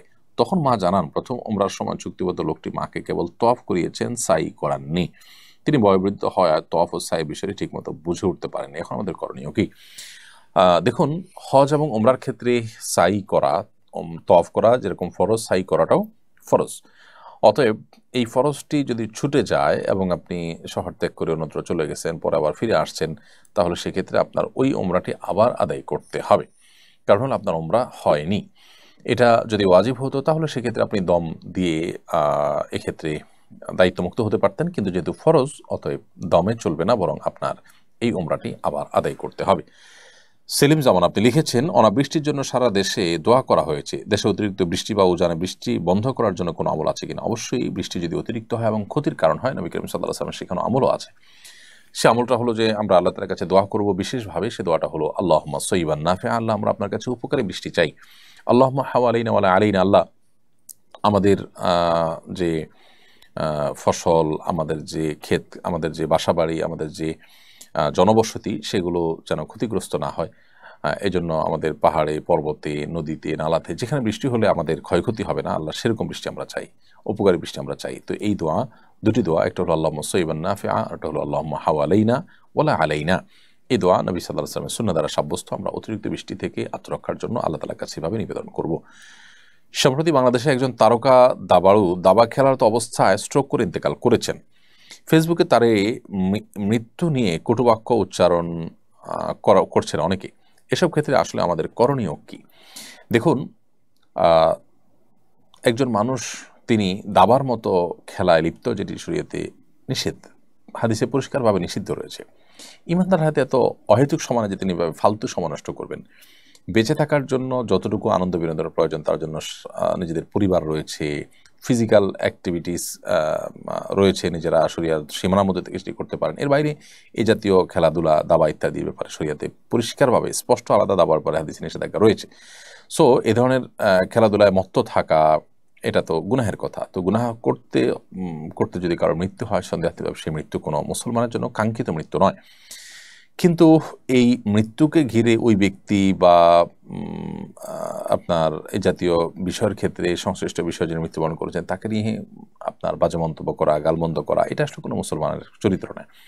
মুসলমান এরকম পরিস্থিতিতে তার জন্য সমবেদনা প্রকাশ করবে, তার এই মৃত্যুটা ভালো মৃত্যু ছিল না সেজন্য সিম্পেথি দেখাবে, তার এই মৃত্যুটা অনাকাঙ্ক্ষিত সেটি প্রকাশ করবে, অন্যদের জন্য দাওয়াতের কাজ হয় সেভাবে কথা বলবেন, কিন্তু কোনোভাবেই তাকে আঘাত করে, বিশেষ করে তাকে জাহান্নামে পাঠিয়ে দেওয়া, জাহান্নামী হিসাবে বলা, এই কাজগুলো করার সুযোগ নেই। কারণ হলো কোনো ব্যক্তির তিনি যদি মুসলিম হয়ে থাকেন, গুনাহ করতে করতেও যদি মৃত্যু হয়ে যায়, তারপরও তার জাহান্নামী হওয়ার সার্টিফিকেট দেওয়া এটা আমার দায়িত্বের মধ্যে পড়ে না। এই বিষয়গুলোর ক্ষেত্রে আমাদের একটু দায়িত্বশীল আচরণ করা দরকার। বিশেষ করে কটু কথা, গালমন্দ করা, এগুলো তো কোনো অবস্থাতেই উচিত না। তবে হ্যাঁ, এই মৃত্যুর মন্দ দিক এবং এই মৃত্যু যে আমাদেরকে শিখিয়েছে যে আমরা গুনাহ যারা করছি তারা হয়তো তওবা করে ঠিক হয়ে যাবো চিন্তা করছে, অথচ গুনাহ করতে করতে আমার মৃত্যু হতে পারে, সেই ভয়াবহ বিষয়টি আমরা অন্যদেরকে দাওয়াতের উদ্দেশ্যে তুলে ধরতে পারি। সেই সাথে ওই ব্যক্তির জন্য আমাদের একজন মুসলিম ভাই তিনি, সেই হিসাবে তার জন্য আমাদের সিম্প্যাথি কাজ করবে যে তিনি একটা ভালো মৃত্যু পেলেন না, একটা খারাপ কাজ করতেও তার মৃত্যু হলো, এটা কতই না দুর্ভাগ্যজনক তার জন্য। কিন্তু তাই বলে তাকে গালমন্দ করা বা বাজে মন্তব্য, কটু উক্তি করা এটা উচিত নয়। আমাদের 3টি গরু আছে, মা গরুটা অসুস্থ, অনেক চিকিৎসা করার পর অসুস্থ হয়নি, শুয়ে থাকতে থাকতে পচন ধরে গেছে, আশেপাশ খুবই গন্ধ ছড়াচ্ছে। এই গরু থাকলে অন্য 2টাও অসুস্থ হওয়ার সম্ভাবনা রয়েছে। গরুটা জবাই করে মাটিতে পুঁতে রাখলে কি গুনাহ হবে? দয়া করে জানাবেন। হ্যাঁ, যদি অনেক বেশি অসুস্থ হয়, গন্ধ বের হয়, এটা যদি খাওয়ার অনুপযুক্ত হয়, তাহলে সেক্ষেত্রে আপনি এটা জবাই করে আপনার মাটিতে পুঁতে রাখতে পারেন, গুনাহ হবে না। আর যদি এর গোশত খাওয়ার মতো থাকে, খাওয়া যায়, তাহলে সেক্ষেত্রে এটা খেতে পারেন বা অন্যদেরকে দিতে পারেন। আর যদি খাওয়াটা স্বাস্থ্যের জন্য ক্ষতিকর মনে হয় বা অরুচিকর হয় বা খাওয়ার মতো না থাকে, তাহলে সেক্ষেত্রে সেটি তো করতেই পারবেন। এবার প্রশ্ন হলো, আমার স্বামী আমাকে একদমই সময় দেন না, তিনি বাসায় এসে মোবাইল সময় নষ্ট করেন, এতে আমি অনেক কষ্ট পাই। আমার স্বামীর উদ্দেশ্যে কিছু বলুন। আপনার স্বামী যদি আমাকে শুনে থাকেন তাহলে আমি বলবো যে এটি এক ধরনের অবিচার। আমরা মনে করি যে এটা এমন কোনো ব্যাপার না, আমার ঘরের স্ত্রী তো, অসুবিধা কি? স্ত্রীকে একান্তে আমাদের সময় দেওয়া কর্তব্য। প্রিয় নবী সাল্লাল্লাহু আলাইহি সাল্লাম ব্যক্তিগত কাজ, দিনী কাজ শেষ করার পর ফ্যামিলিকে, পরিবারকে সময় দিতেন এবং ঘরোয়া কাজে উম্মুল মুমিনিনদের, তিনি তার স্ত্রীদের, নবীপত্নীদের তিনি সময় দিতেন এবং সহযোগিতা করতেন, ব্যক্তিগত কাজগুলো করতেন। স্মার্টফোনের আসক্তি দেখা যায় আজকাল আমাদের পুরুষ এবং মহিলা উভয়ের মধ্যে রয়েছে। পুরুষরা স্মার্টফোনে ব্যস্ত, স্ত্রীকে সময় দিচ্ছে না, স্ত্রী স্মার্টফোনে ব্যস্ত, স্বামী সন্তানকে সময় দিচ্ছেন না। এর উভয়টি কিন্তু জুলুম। একদিকে আমরা গুনাহগার হচ্ছি, অপরদিকে আমরা বান্দার হক নষ্ট করছি। এজন্য আল্লাহকে আমাদের ভয় করা উচিত। দাম্পত্য জীবনে সুখ শান্তির জন্য এক অন্যকে সময় দেওয়াটা খুবই গুরুত্বপূর্ণ কাজ, সেটি আমাদের করা উচিত। নবী করিম সাল্লাল্লাহু আলাইহি সাল্লাম আমাদের রাসূলুল্লাহ সাল্লাল্লাহু আনহা বহু আবদার পূরণ করেছেন, তার সাথে ফিজিক্যাল এক্সারসাইজ, দৌড়াদৌড়ির প্রতিযোগিতা করেছেন। একবার তিনি ইথিওপিয়ানদের এক ধরনের খেলা দেখতে চেয়েছেন, নবী সাল্লাল্লাহু আলাইহি ওয়াসাল্লাম তাকে নিয়ে গেছেন। এরপরে আমাদের রাসূলুল্লাহ সাল্লাল্লাহু আলাইহি ওয়াসাল্লাম বলেছেন যে ফাকদুরু কদরাল জারিয়াতিল হাদিসাতি সিন্নাল হাদিসাতি আল্লাহ হে পুরুষরা, তোমরা তোমাদের অল্প বয়সের যে স্ত্রীগণ আছেন, অর্থাৎ তোমাদের সাথে ছোট বয়সে ছোট বা আপনার তরুণী যে স্ত্রীগণ আছেন, এক হয়তো তোমাদের স্ত্রীগণ যারা আছেন তাদের প্রতি তোমরা খেয়াল রাখবে, তাদের চাহিদাগুলো, বৈধ চাহিদাগুলো পূরণ করা। নবী করিম সাল্লাল্লাহু আলাইহি ওয়াসাল্লাম যেভাবে খেয়াল রেখেছেন সেভাবে খেয়াল রাখবে। অতএব আল্লাহ তাআলা আমাদেরকে নির্দেশ করেছেন ওয়াশিরুহুন্না বিল মারুফ, তোমরা স্ত্রীদের সাথে সুন্দরভাবে দিনাতিপাত করো, জীবনযাপন করো, সংসার করো। অতএব মোবাইল টিপাটিপি করা, সোশ্যাল মিডিয়াতে অ্যাক্টিভ থাকা, অতিরিক্ত বাসায় এসে সেদিকে এঙ্গেজ থাকা, স্ত্রীকে সময় না দেওয়া, এটা অবশ্যই অন্যায় কাজ, সেখান থেকে বেরিয়ে আসতে হবে। আল্লাহ আমাদেরকে তৌফিক দান করুন। একটি প্রশ্নোত্তর সেশনে আপনাকে বলতে দেখলাম ঈদের নামাজের পর ফিতরা আদায় করলে আদায় হয় না, তবে অনেক আলেম বলছেন আদায় হবে, কোনটা সত্য? ধন্যবাদ গুরুত্বপূর্ণ একটি প্রশ্ন সামনে আনার জন্য। আমরা ঈদুল ফিতরে ফিতরা আদায়ের মাসালা প্রসঙ্গে একাধিকবার বলেছি যে ঈদের নামাজের পরে যদি কেউ ঈদুল ফিতরা আদায় করেন তাহলে সেটা আদায় হবে না, বরং ঈদের নামাজের আগে আদায় করলে আদায় হবে। আমরা যেই হাদিসের ভিত্তিতে বলেছি সেই হাদিসটির বাহ্যিক ইবারত বা তার মূল পাঠটা এরকম যে মান আদ্দাহা ক্বাবলা সলাতি ফাহিয়া সাদাকাতুন মাকবুলা মান আদ্দাহা বা'দা সলাতি ফাহিয়া সাদাকাতুন মিনাস সাদাকাত। যে ব্যক্তি ফিতরা ঈদের নামাজের আগে আদায় করবে সেটা আল্লাহর কাছে গ্রহণযোগ্য সাদাকা হবে, আর যে ব্যক্তি ঈদের নামাজের পরে আদায় করবে সেই সাদাকা, সে দানটা অন্য 10টি দানের মতো হয়ে যাবে। এই হাদিস থেকে বাহ্যিকভাবে বুঝে আসে সেটি আমরা বলেছি, অর্থাৎ ঈদুল ফিতরের নামাজের আগে আদায় করলে সেটি ফিতরা হিসাবে গণ্য হবে, আর পরে দিলে ফিতরা হবে না। যদিও পরবর্তীতে আমরা স্পষ্ট হয়েছি যে আসলে অন্যান্য যে ইমামদের আছে, জমহুর বা ম্যাক্সিমাম ইমামদের মতের পরিপন্থী কথা এটা কোনো প্রসিদ্ধ বা গ্রহণযোগ্য কোনো ইমামদের মত নয়। এজন্য আমরা আমাদের সেই কথাকে প্রত্যাহার করছি এবং আমরা যেটি বলেছি সেটি ভুল। সংখ্যাগরিষ্ঠ ইমামগণ হাদিসের যে ব্যাখ্যা পেশ করেছেন, হাদিসের আলোকে তারা যে মাসআলা দিয়েছেন সেটি সঠিক। সেটি হলো যে ঈদুল ফিতরের নামাজের পরও যদি ফিতর আদায় করে সেটা আদায় হয়ে যাবে, কিন্তু এটা অনুত্তম, এতে কোনো সন্দেহ নেই। বিধায় যেটা আমরা বলেছি আগে সেটা আমরা প্রত্যাহার করছি, এটা আমাদের ভুল ছিল, আল্লাহ তাআলা আমাদেরকে মাফ করুন। আমি একজনের কাছ থেকে নিজে ব্যবহারের জন্য তার বাসার ওয়াইফাই পাসওয়ার্ড নিয়েছি। আমি কি এই পাসওয়ার্ড আমার পরিবারের অন্য সদস্য বা বন্ধুবান্ধবদের সরবরাহ করতে পারি? দেখুন, এই সমস্ত বিষয়গুলো নির্ভর করে যে তার সাথে আপনার বোঝাপড়া কেমন। যদি বিষয়টা এরকম যে হ্যাঁ আপনি তার অনুমতি চাইলেও তিনি নিষেধ করবেন না, করার মতো না, তাহলে আপনি সেটা শেয়ার করতে পারেন।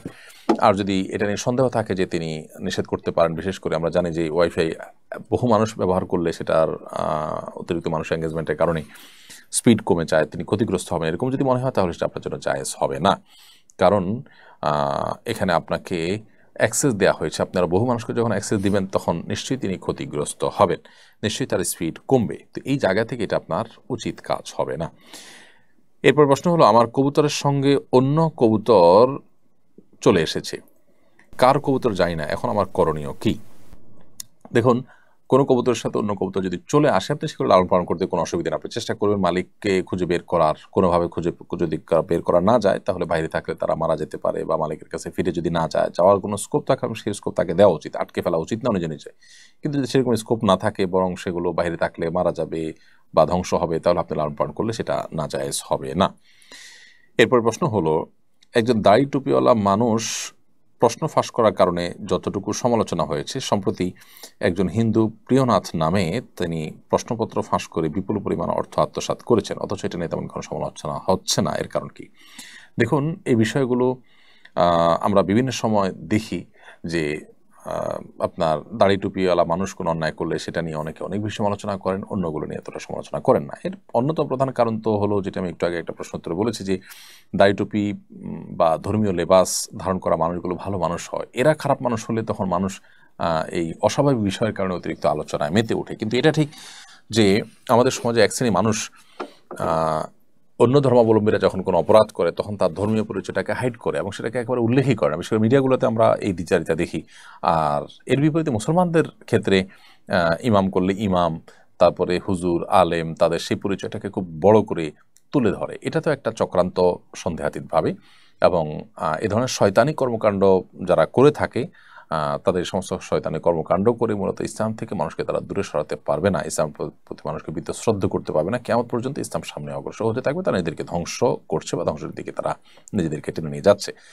তো আমরা অবশ্যই ব্যক্তিগতভাবে আমরা যখন এই সমস্ত কাজের প্রতিবাদ করব, তখন আমাদেরকে লক্ষ্য রাখতে হবে যে আমরা তাদের সে সমস্ত ষড়যন্ত্রের শিকার যেন না হই। অর্থাৎ ধর্মীয় পরিচয় বা আপনার ধর্মীয় আপনার ক্রিয়াকর্ম, এগুলোর ভিত্তিতে একটা মানুষকে আমরা তুলোধনা করলাম, কিন্তু একইভাবে অন্য ধর্মাবলম্বী একজন মানুষ যখন করছে তখন তার ধর্মীয় পরিচয়টাকে আমরা একেবারে ছোট করে দেখলাম। এটা দ্বিচারিতা ছাড়া কিছু না। অনেক মুসলমান সন্তানরা আমরা এই টাইপের কাজ করি যেগুলো আসলে সুশীল সুলভ কাজ, তথাকথিত সুশীল সাজার একটা চেষ্টা হয়ে থাকে। এটা আমাদের উচিত নয়।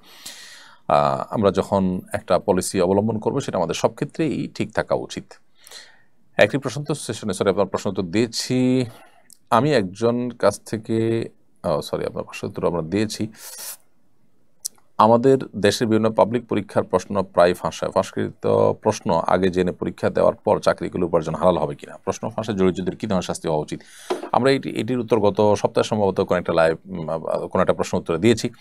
প্রশ্ন ফাঁস হয়েছে, সে প্রশ্ন জেনে পরীক্ষা দিয়েছেন, তাহলে সেক্ষেত্রে আপনার উপার্জন হারাম হবে না। এর কারণে যদি আপনি চাকরি বৈধ কোনো খাতে কাজ করে থাকেন কিন্তু আপনি আমানতের খেয়ানত করেছেন, সেজন্য আপনি গুনাহগার হবেন। এজন্য আপনাকে তওবা নাসুহা এবং খাঁটি তওবা করতে হবে যে জীবনে কখনো আপনি আর এই অন্যায় করবেন না। আর এর সাথে যারা জড়িত, প্রশ্ন ফাঁসের সাথে যারা জড়িত, তারা বহু মানুষ অধিকার খর্ব করেছেন, বহু মানুষও অধিকার নষ্ট করেছেন। ইসলাম শরিয়ার দৃষ্টিকোণ থেকে এটি অনেক বড় একটি কবিরা গুনাহ, বিধায় এটার শাস্তি শরিয়া, যদিও এটার শরিয়ার দণ্ডবিধিতে বিশেষ কোনো দণ্ড ঠিক করে দেয়নি। অতএব যখন যে সমাজে যেই পরিস্থিতিতে যে ধরনের শাস্তি দেওয়াটা উপযুক্ত মনে করবেন বিচারকগণ, সে শাস্তি শরিয়ার দৃষ্টিকোণ থেকে, শরিয়ার বিচারিক আদালত থাকলে সেখানে দিবেন। বাকি আমাদের দেশের প্রচলিত আপনার বিচার ব্যবস্থা, দেশের সংবিধান অনুযায়ী এটার কি শাস্তি আছে সে বিষয়ে বিশেষজ্ঞ যারা আছে তারা ভালো বলতে পারবেন। সজন আহমেদ আপনি লিখেছেন, আম গাছের ডাল যদি কাঁঠাল গাছে গ্রাফটিং বা কলম করা হয় সেটি কি জায়েজ হবে? এটা আল্লাহ সৃষ্টিতে পরিবর্তন বলে গণ্য হবে কিনা? মৌলিকভাবে এটা জায়েজ আছে এবং মৌলিকভাবে এটা আল্লাহ সৃষ্টির পরিবর্তন হিসাবে গণ্য হবে না, কারণ হলো আসলে আপনার ফল ফসল বা অন্যান্য ইয়ের ক্ষেত্রে আল্লাহ সৃষ্টিতে পরিবর্তনের যে নিষেধাজ্ঞা সেটা এর ক্ষেত্রে প্রযোজ্য নয়। কিন্তু যথাসম্ভব আমাদের খাবার ইত্যাদির ক্ষেত্রে তাহার যে অর্গানিক বা অরিজিনাল যে রূপ সেটি আমাদের ধরে রাখার চেষ্টা আমাদের নানাভাবে করা উচিত। কারণ এখানে ফুড ইঞ্জিনিয়ারিংয়ের মধ্যে বিশেষ করে আপনার জেনেটিক্যাল ইঞ্জিনিয়ারিংয়ের মাধ্যমে যে সমস্ত খাবার প্রসেস করা হয় বা খাবারের মধ্যে যে সমস্ত ইঞ্জিনিয়ারিং করা হয় আমাদের ফুড বা খাদ্য আইটেমগুলোর মধ্যে ফল মূল ইত্যাদিতে, এগুলো নানাভাবে আমাদেরকে ক্ষতিগ্রস্ত করে। এটা বিভিন্ন গবেষণা দ্বারা যেমন প্রমাণিত এবং এটি আপনার কোরআন এবং সুন্নাহ যে আমাদেরকে সাধারণ এবং স্বাভাবিক নিয়মের কথা বলে এটা তার খেলাফও। শরীর দৃষ্টিকোণ থেকে জায়েজ না জায়েজ এক জিনিস, আর এর স্পিরিচুয়াল লাভ ক্ষতির দিকটা আরেকটি। শরীর দৃষ্টিকোণ থেকে জায়েজ হলেও এই ধরনের কাজ যথাসম্ভব, বিশেষ করে আপনার খুব বড় ধরনের যেটাকে বলা জেনেটিক্যাল ইঞ্জিনিয়ারিং ফুডের ক্ষেত্রে যে করা হয়, এটি আমাদেরকে নানাভাবে ক্ষতিগ্রস্ত করে। এটা কারণে এটি আমাদের অ্যাভয়েড করা দরকার। তবে শরীর দৃষ্টিকোণ থেকে এটা নাজায়েজ বা হারাম কোনো কাজ বলা যাবে না। এরপর প্রশ্ন হলো, কথা পাকাপাকি হওয়ার পর পাত্রপাত্রী ফোনে কথা বলা বা দেখা সাক্ষাৎ করা যাবে কিনা? পাত্রপাত্রী কথা পাকাপাকি হওয়ার পর ফোনে কথা বলা বা দেখাদেখি করার সুযোগ নেই। তবে একান্ত কোনো ইনফরমেশন জানা দরকার, সেটা তারা জানতে পারেন। সেটা যথাসম্ভব মেইলিং, চিঠি আদান প্রদান বা কথা বলার দরকার হলে একান্ত সেই প্রয়োজনীয় কথাটুকু শুধু তারা বলতে পারেন। তথাকথিত এঙ্গেজমেন্ট হওয়ার পর স্বামী স্ত্রী সুলভ আচার আচরণ অনেক সময় আমরা করে থাকি, সেটা জায়েজ নয়। মুসলিম ছেলে মেয়ে অন্য ধর্মের ছেলে মেয়েকে বিয়ে করতে পারবে কিনা? বিয়ে করতে পারলে কোন রীতিতে করবেন? সম্প্রতি ভারতে এক মুসলিম অভিনেতা হিন্দু অভিনেত্রীকে বিশেষ বিবাহ আইনে বিবাহ করেছেন। ইসলাম শরীয়তের দৃষ্টিকোণ থেকে কোনো মুসলমান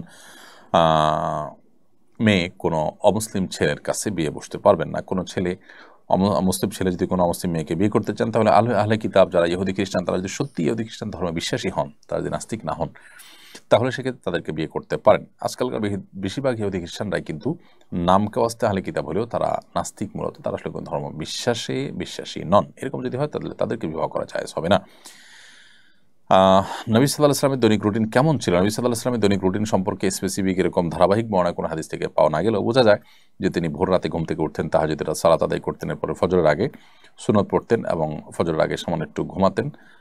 ঘুম থেকে উঠে সুন্নত পড়ে ফজর নামাজ আদায় করতেন। ফজর নামাজের পর জিকির আজকার তাসবিহ তেলাওয়াত ইশরাক পড়তেন, চারটা নামাজ পড়তেন, পরিবারকে সময় দিতেন। কখনো কখনো সমাজের কাজ থাকতো, দাওয়াতি কাজ থাকতো, সে সমস্ত কাজ পরিচালনা করতেন। দুপুরে একটু ঘুমোতেন, এরপরে জোহর আসর পড়তেন, রাতের খাবার এশার আগে খেয়ে ফেলতেন এবং এশার পরে দ্রুততার সাথে শুয়ে পড়তেন। এরপর প্রশ্ন হলো, আমাদের স্ত্রীরা এখন বলে পর্দা করা ঠিক আছে, তবে হাত পা খোলা রাখলে সমস্যা নেই, এ বিষয়ে জানতে চাই। হাত পা খোলা রাখা অনেক উলামায়ে জায়েজ বলেছেন, এবং এর মানে এই না যে সেটাকে প্রদর্শন করে বেড়ানো। কারণ হাত পায়ের মধ্যে বিভিন্ন রকম সাজগোজ করে সেটাকে প্রদর্শন করে বেড়ানো এটা পর্দার পরিপন্থী। তাছাড়া আল্লাহ সুবহানাহু ওয়া তাআলা আমাদের মা বোনদেরকে সৌন্দর্যকে আপনার আবৃত্তি করতে বলেছেন, ঢাকতে বলেছেন, সেই জায়গাটি আমাদের বিশেষভাবে খেয়াল রাখা দরকার। আজকাল বিশেষ করে ফিতনার যে সময়, এই সময়টাতে আসলে মেয়েদের হাত পা তো বটেই, এমনকি তাদের কণ্ঠ, তাদের শরীর, আপনার খুব বেশি চাকচিক্যপূর্ণ পোশাক, এগুলো পুরুষরা দেখে তাদের নানা বাজে চিন্তা এবং জল্পনা কল্পনা করে। ফিতনার সংকুল এই সময়টাতে অন্তত মা বোনদের অতিরিক্ত সতর্ক থাকা উচিত। আসল রোজা নাকি দুটি রাখতে হবে, একটা রাখার পরে কোনো কারণে আরেকটি রাখতে না পারলে কি গুনাহ হবে? দুটি রাখার ইচ্ছা ছিল কিন্তু একটি রাখার পর আটা রাখতে পারেন নাই, আপনি 10 তারিখটা রেখেছেন, 11 তারিখটা রাখবেন কিন্তু রাখা হয়নি, এর কারণে গুনাহ হবে না ইনশাআল্লাহ তাআলা, যদি অনিচ্ছাকৃত এরকম হয়। তবে অনেক উলামায়ে কেরাম ইচ্ছাকৃতভাবে শুধু আসল রোজা রাখাটাকে মাকরুহ বলেছেন, তবে এর বিপরীতে অনেক উলামায়ে কেরাম সেটিকে জায়েজও বলেছেন। তবে আপনি কোনো কারণে রাখতে পারেননি অপরটি, সেটার কারণে যে কোনো গুনাহ হবে না, এ ব্যাপারে কোনো সন্দেহ নেই। বাসায় বিড়াল আছে, কদিন পর পর বাচ্চা হয়, এই জন্য আমাদের অনেক ঝামেলা হয়। আমরা চাই এটার প্রজনন ক্ষমতা বন্ধ করতে, করা যাবে কিনা? যেহেতু প্রাণী এবং তার আপনার অতিরিক্ত বাচ্চা হওয়ার ফলশ্রুতিতে আপনাদের অসুবিধার কারণ হয়, প্রথমত এই বিড়াল আপনি কোথাও রেখে আসতে পারেন, দ্বিতীয়ত তার যদি প্রজনন ক্ষমতা আপনি বন্ধ করেন তাহলে সেটা নাজায়েজ বা হারাম হবে না। এটি মানুষের ক্ষেত্রে যে নিষেধাজ্ঞা রয়েছে সেটি প্রযোজ্য হবে। এরপরে প্রশ্ন হলো, ঋণগ্রস্ত অবস্থায় ওমরা করা যাবে কিনা? ঋণগ্রস্ত অবস্থায় ওমরা করতে পারেন যদি ঋণ পরিশোধ করার মতো ব্যবস্থা থাকে, টাইম নেওয়া থাকে, সেই টাইমের পর তাকে পরিশোধ করবেন সেই সুযোগ থাকে, এদিকে আপনি অন্য ব্যবস্থাপনা ওমরা করছেন, সেটি জায়েজ হতে পারে। কিন্তু ঋণ দেওয়ার খোঁজ খবর নাই, দেওয়ার সদিচ্ছাও নাই, পাওনাদারের প্রেশারও আছে, সেটা বাদ দিয়ে আপনি সেটাকে এড়িয়ে আপনি ওমরা করছেন, নফল ওমরা করছেন, সেটা আপনার জন্য জায়েজ হবে না। এক শ্রেণী দুর্নীতিবাজ অসাধু লোক প্রচুর নামাজ পড়ছে, হজ ওমরা করছে, জনকল্যাণমূলক কাজ করছে, ধর্মকে তারা নিজের কুকীর্তি ঢাকার ঢাল হিসেবে ব্যবহার করছে। এই বিষয়ে আপনার মন্তব্য জানতে চাই। তারা জানেন না যে এই সমস্ত ধর্মীয় কাজ কাম এগুলো তাদেরকে আখিরাতে মুক্তি এনে দিবে না, আল্লাহর প্রিয়পাত্র করবে না, বরং দুর্নীতি করার কারণে, অর্থ আত্মসাৎ করার কারণে তারা তাদের গন্তব্য জাহান্নামের দিকে তারা নিয়ে যাচ্ছে। এটা হলো গাছের গোড়া কেটে আগায় পানি দেওয়ার মতো অনেকটা। আপনি কাজ করছেন, অন্যায় এবং হারাম উপার্জন করছেন, আবার এদিকে কিছু নামাজ রোজা করে সেটাকে হালাল করার বা সেটাকে আপনি রিকভার করার চেষ্টা করছেন। এটা একটা ব্যর্থ চেষ্টা ছাড়া আর কিছুই নয়। ইসলাম সম্পর্কে ভুল ধারণার কারণে আমাদের দেশে দেখা যায় যে খাদ্যে ভেজাল দেওয়া, নানাভাবে দুর্নীতিতে লিপ্ত হওয়া মানুষগুলোর মুখে দাঁড়িয়ে তারা নামাজ কালাম পড়ছেন, আবার এই কাজগুলো করছেন। আল্লাহ আমাদেরকে ইসলামটা বোঝার তৌফিক দান করুন। আপনি অনেক বেশি নামাজ রোজা, অনেক বেশি নফল উমরা করার দরকার নাই, নফল হজ করার, নফল আপনার আমল করার দরকার নাই। আপনার মুক্তির জন্য দরকার যতটা আপনার গুনাহ থেকে বেঁচে থাকা, মানুষের অধিকার নষ্ট করা থেকে বেঁচে থাকা। এরপর প্রশ্ন হলো, স্বামী আমাকে তালাক দিয়েছে, সারাদিন তাকে লানত আর অভিশাপ দিতে মন চায়, এটা কি ঠিক হবে? বোন, কি তালাক দিয়েছে, কিভাবে দিয়েছে, কোন প্রেক্ষিতে দিয়েছে, তালাক হয়েছে কি হয়নি, সেটা তো ভিন্ন আলাপের বিষয়। তবে তিনি যদি আপনার প্রতি অবিচার করে থাকেন তো সেক্ষেত্রে আপনি তাকে ক্ষমা করলে অবশ্যই ক্ষমার কারণ আল্লাহর কাছে বিনিময় পাবেন। আর যদি আপনার ক্ষমা না করেন, আপনার মনের মধ্যে কষ্ট থাকা কাজ করে, আল্লাহর কাছে তার উপযুক্ত বিচার আপনি কামনা করেন, তো সেটা আপনার জন্য জুলুম নয় বা আপনার জন্য নাজায়েজ কোনো কাজ নয়। তবে গালমন্দ করা, মুখ খারাপ করা বা অভিশাপ দেওয়া যেটাকে বলে, সেটি আপনি করবেন না। এরপর প্রশ্ন, আমার স্বামী খারাপ বন্ধুদের সাথে মেশে, আমি নিষেধ করলে আমার সাথে অশান্তি করে। আমি জানি আমার স্বামীও তাদের সাথে খারাপ কাজে জড়িয়ে যাবে, আমি কিভাবে আমার স্বামীকে তাদের থেকে আলাদা করব? একজন স্ত্রী আসলে তার ভালোবাসা, তার আবেগ দিয়ে নানাভাবে স্বামীকে তিনি বশে আনতে পারেন, বেশিরভাগ ক্ষেত্রে সর্বোচ্চ চেষ্টা করলে। বিশেষ করে স্বামীদেরকে বশে আনার সমস্ত কৌশল স্ত্রীদের জানা থাকে। হ্যাঁ, কিছু কিছু অমানুষ থাকে, তাদের কথা ভিন্ন। তো আপনি যদি চেষ্টা করে তাকে আনতে পারেন, চেষ্টা করবেন, অন্যদের বুঝাবেন, আপনার চেষ্টা আপনি করবেন, এবং আপনার ধারণা ঠিকই খারাপ মানুষের সাথে মিশলে একসময় মানুষ খারাপের দিকে চলে যায়। সেই জায়গা থেকে অবশ্যই আমরা সরে আসার চেষ্টা করব। এরপরে প্রশ্ন হলো যে শাতিমে রাসূলের শরঈ বিধান কি, শাতিমে রাসূলের শাস্তি কি? শাতিমে রাসূল বা রাসূল আকরাম সাল্লাল্লাহু আলাইহি ওয়াসাল্লামকে অবমাননাকারী এবং গালমন্দকারীর শাস্তি সবচেয়ে চরম শাস্তি। তাদের শাস্তি হলো মৃত্যুদণ্ড। এই ব্যাপারে সারা বিশ্বের সমস্ত উলামা ইকরাম একমত, কারো কোনো ভিন্ন মত নেই। নবী করিম সাল্লাল্লাহু আলাইহি ওয়াসাল্লামকে গালমন্দ করলে, তাকে আপনার কটূক্তি করলে, তার অবমাননা করলে, সেটিকে ইসলামী শরিয়াতে সবচাইতে কঠোর অপরাধ হিসাবে বিবেচনা করা হয় এবং এটা ক্ষমার অযোগ্য অপরাধ। যদি তিনি তওবা করে ফিরে আসেন তাহলে সেক্ষেত্রে আল্লাহ সুবহানাহু ওয়া তাআলার কাছে তিনি ক্ষমা পেতে পারেন, কিন্তু মানুষের কাছে ক্ষমা পাবেন কিনা বা তা দুনিয়ার শাস্তি রহিত হবে কিনা সেটা নিয়ে আবার আমাদের মধ্যে ইখতিলাফ আছে। যদিও হানাফি মাযহাবের মুফতাবি মত এবং সিদ্ধান্ত, শাফি মাযহাবের প্রসিদ্ধ মত, মালিক এবং হাম্বলি মাযহাবের একটা মত অনুযায়ী তাদের তওবা কবুল হবে এবং বিচারিকভাবে তার শাস্তি কার্যকর হবে না যদি তিনি তওবা করে থাকেন। আর এর বিপরীতে শক্তিশালী মত এবং অনেক ইমামদের মতেই তার তওবা কবুল হবে না। তবে শাস্তি যে মৃত্যুদণ্ড, এ ব্যাপারে কোনো ভিন্ন মত কারণ নেই। নবী সাল্লাল্লাহু আলাইহি সাল্লামের শাতিমদের শাস্তি শুধু মৃত্যুদণ্ডই নয়, অত্যন্ত কঠিনভাবে তাদের শাস্তি দেওয়ার কথা রয়েছে। বিশেষ করে কোন একটা আয়াত এক্ষেত্রে খুবই গুরুত্বপূর্ণ এবং দ্রষ্টব্য। এই প্রথমবার পবিত্র কাবাগরের কিসওয়া বদলানোর প্রক্রিয়ায় নারীরা অংশ নিয়েছেন বলে বিভিন্ন সংবাদ মাধ্যমে উঠে এসেছে, এটা শরীয়ত অনুমোদিত কিনা? দেখুন, সংবাদ মাধ্যমে যেটি প্রচারিত হয়েছে আমার চোখে পড়েনি। এরকম কিছু যদি হয়ে থাকে যে নারীদেরকে কাবাগরের যে কিসওয়া এটা বদলানোর কাজে ব্যবহার করা হয়েছে, এরকম যদি ঘটে থাকে তাহলে সেটা আমরা শুধু এক কথা বলবো, দুঃখজনক। ইসলাম আমাদের যে সুন্দর জীবন বিধান দিয়েছেন, এখানে নারীদেরকে অধিকার দেওয়ার নাম করে নানা ভনিতা করার, নাটক করার কোনো দরকার নেই। পৃথিবীতে বহু মানুষ, বহু সমাজ মেয়েদেরকে অধিকার দেওয়ার নাম করে তাদেরকে এমন একটা পর্যায়ে নিয়ে এসেছে যেটা আসলে তাদের অধিকার দেওয়া নয়, বরং তাদের প্রতি নানাভাবে জুলুম হচ্ছে। আল্লাহর সুন্নাহ বা আল্লাহর নিয়মের বাইরে বের হয়ে এসে আমরা তথাকথিত সমান অধিকার দেওয়ার যে কথা বলছি, ইসলাম সমান অধিকারের কথাই বলে না কখনো। ইসলাম বলে ন্যায্য অধিকারের কথা বলা, যেক্ষেত্রে যার যতটুকু প্রয়োজন তার জন্য ততটুকু দিতে ইসলাম বলে। সব ক্ষেত্রে সমান সমান দেওয়ার চিন্তা সঠিক চিন্তা নয়, ইসলাম সেটার কথা কখনো বলে না। এই জন্য কাবার গিলাফ বদলানোর ক্ষেত্রে পুরুষ আছেন, সাথে মহিলারাও থাকতে হবে, তাহলে তাদের অধিকার দেওয়া হবে, এটা ভুল ধারণা। নবী করিম সাল্লাল্লাহু আলাইহি ওয়াসাল্লাম, সাহাবায়ে কেরাম, খুলাফা রাশেদা, তারা কেউ কিন্তু এরকম কোনো কাজে মেয়েদেরও অংশগ্রহণ করাতে হবে, জাস্ট তাদের অধিকার দেওয়ার নাম করে এরকম কোনো সস্তা কাজ সাহাবে একরাম করেন না, মুসলমান সেটা করতে পারেন না। আল্লাহ মাফ করুক, সেই কাজটি যদি হয়ে থাকে সেটা হবে খুবই দুঃখজনক বিষয়। আমাদের সমাজে নতুন বাড়িতে ঢোকার সময় নানা রকম বিদাত পালন করা হয়। সামনে আমরা নতুন বাড়িতে ঢুকবো, আমি চাচ্ছি বিদাত মুক্ত সুন্নাহসম্মত পদ্ধতিতে বাড়িতে ঢুকতে। এই জন্য কী করণীয় জানলে উপকৃত হতাম। আপনি নতুন বাড়ি করেছেন, এ উপলক্ষে কোনো মানুষকে যদি আপনি দাওয়াত দিয়ে খাওয়ান, আত্মীয় স্বজনকে দাওয়াত দিয়ে খাওয়ান, সেটা জায়েজ আছে, এটা শরীরের কোনো নির্দেশ নয়। এর বাইরে মিলাদ, কিয়াম ইত্যাদি বা নানা আপনার অনেক আপনার প্রক্রিয়া মানুষ অবলম্বন করে কুসংস্কারের জন্য অনেক কাজ করে, অনেক বিশ্বাস ধারণ করে, সেগুলো আমাদের বর্জন করা উচিত। বিসমিল্লাহ বলে আল্লাহর নামে প্রবেশ করে যাবেন।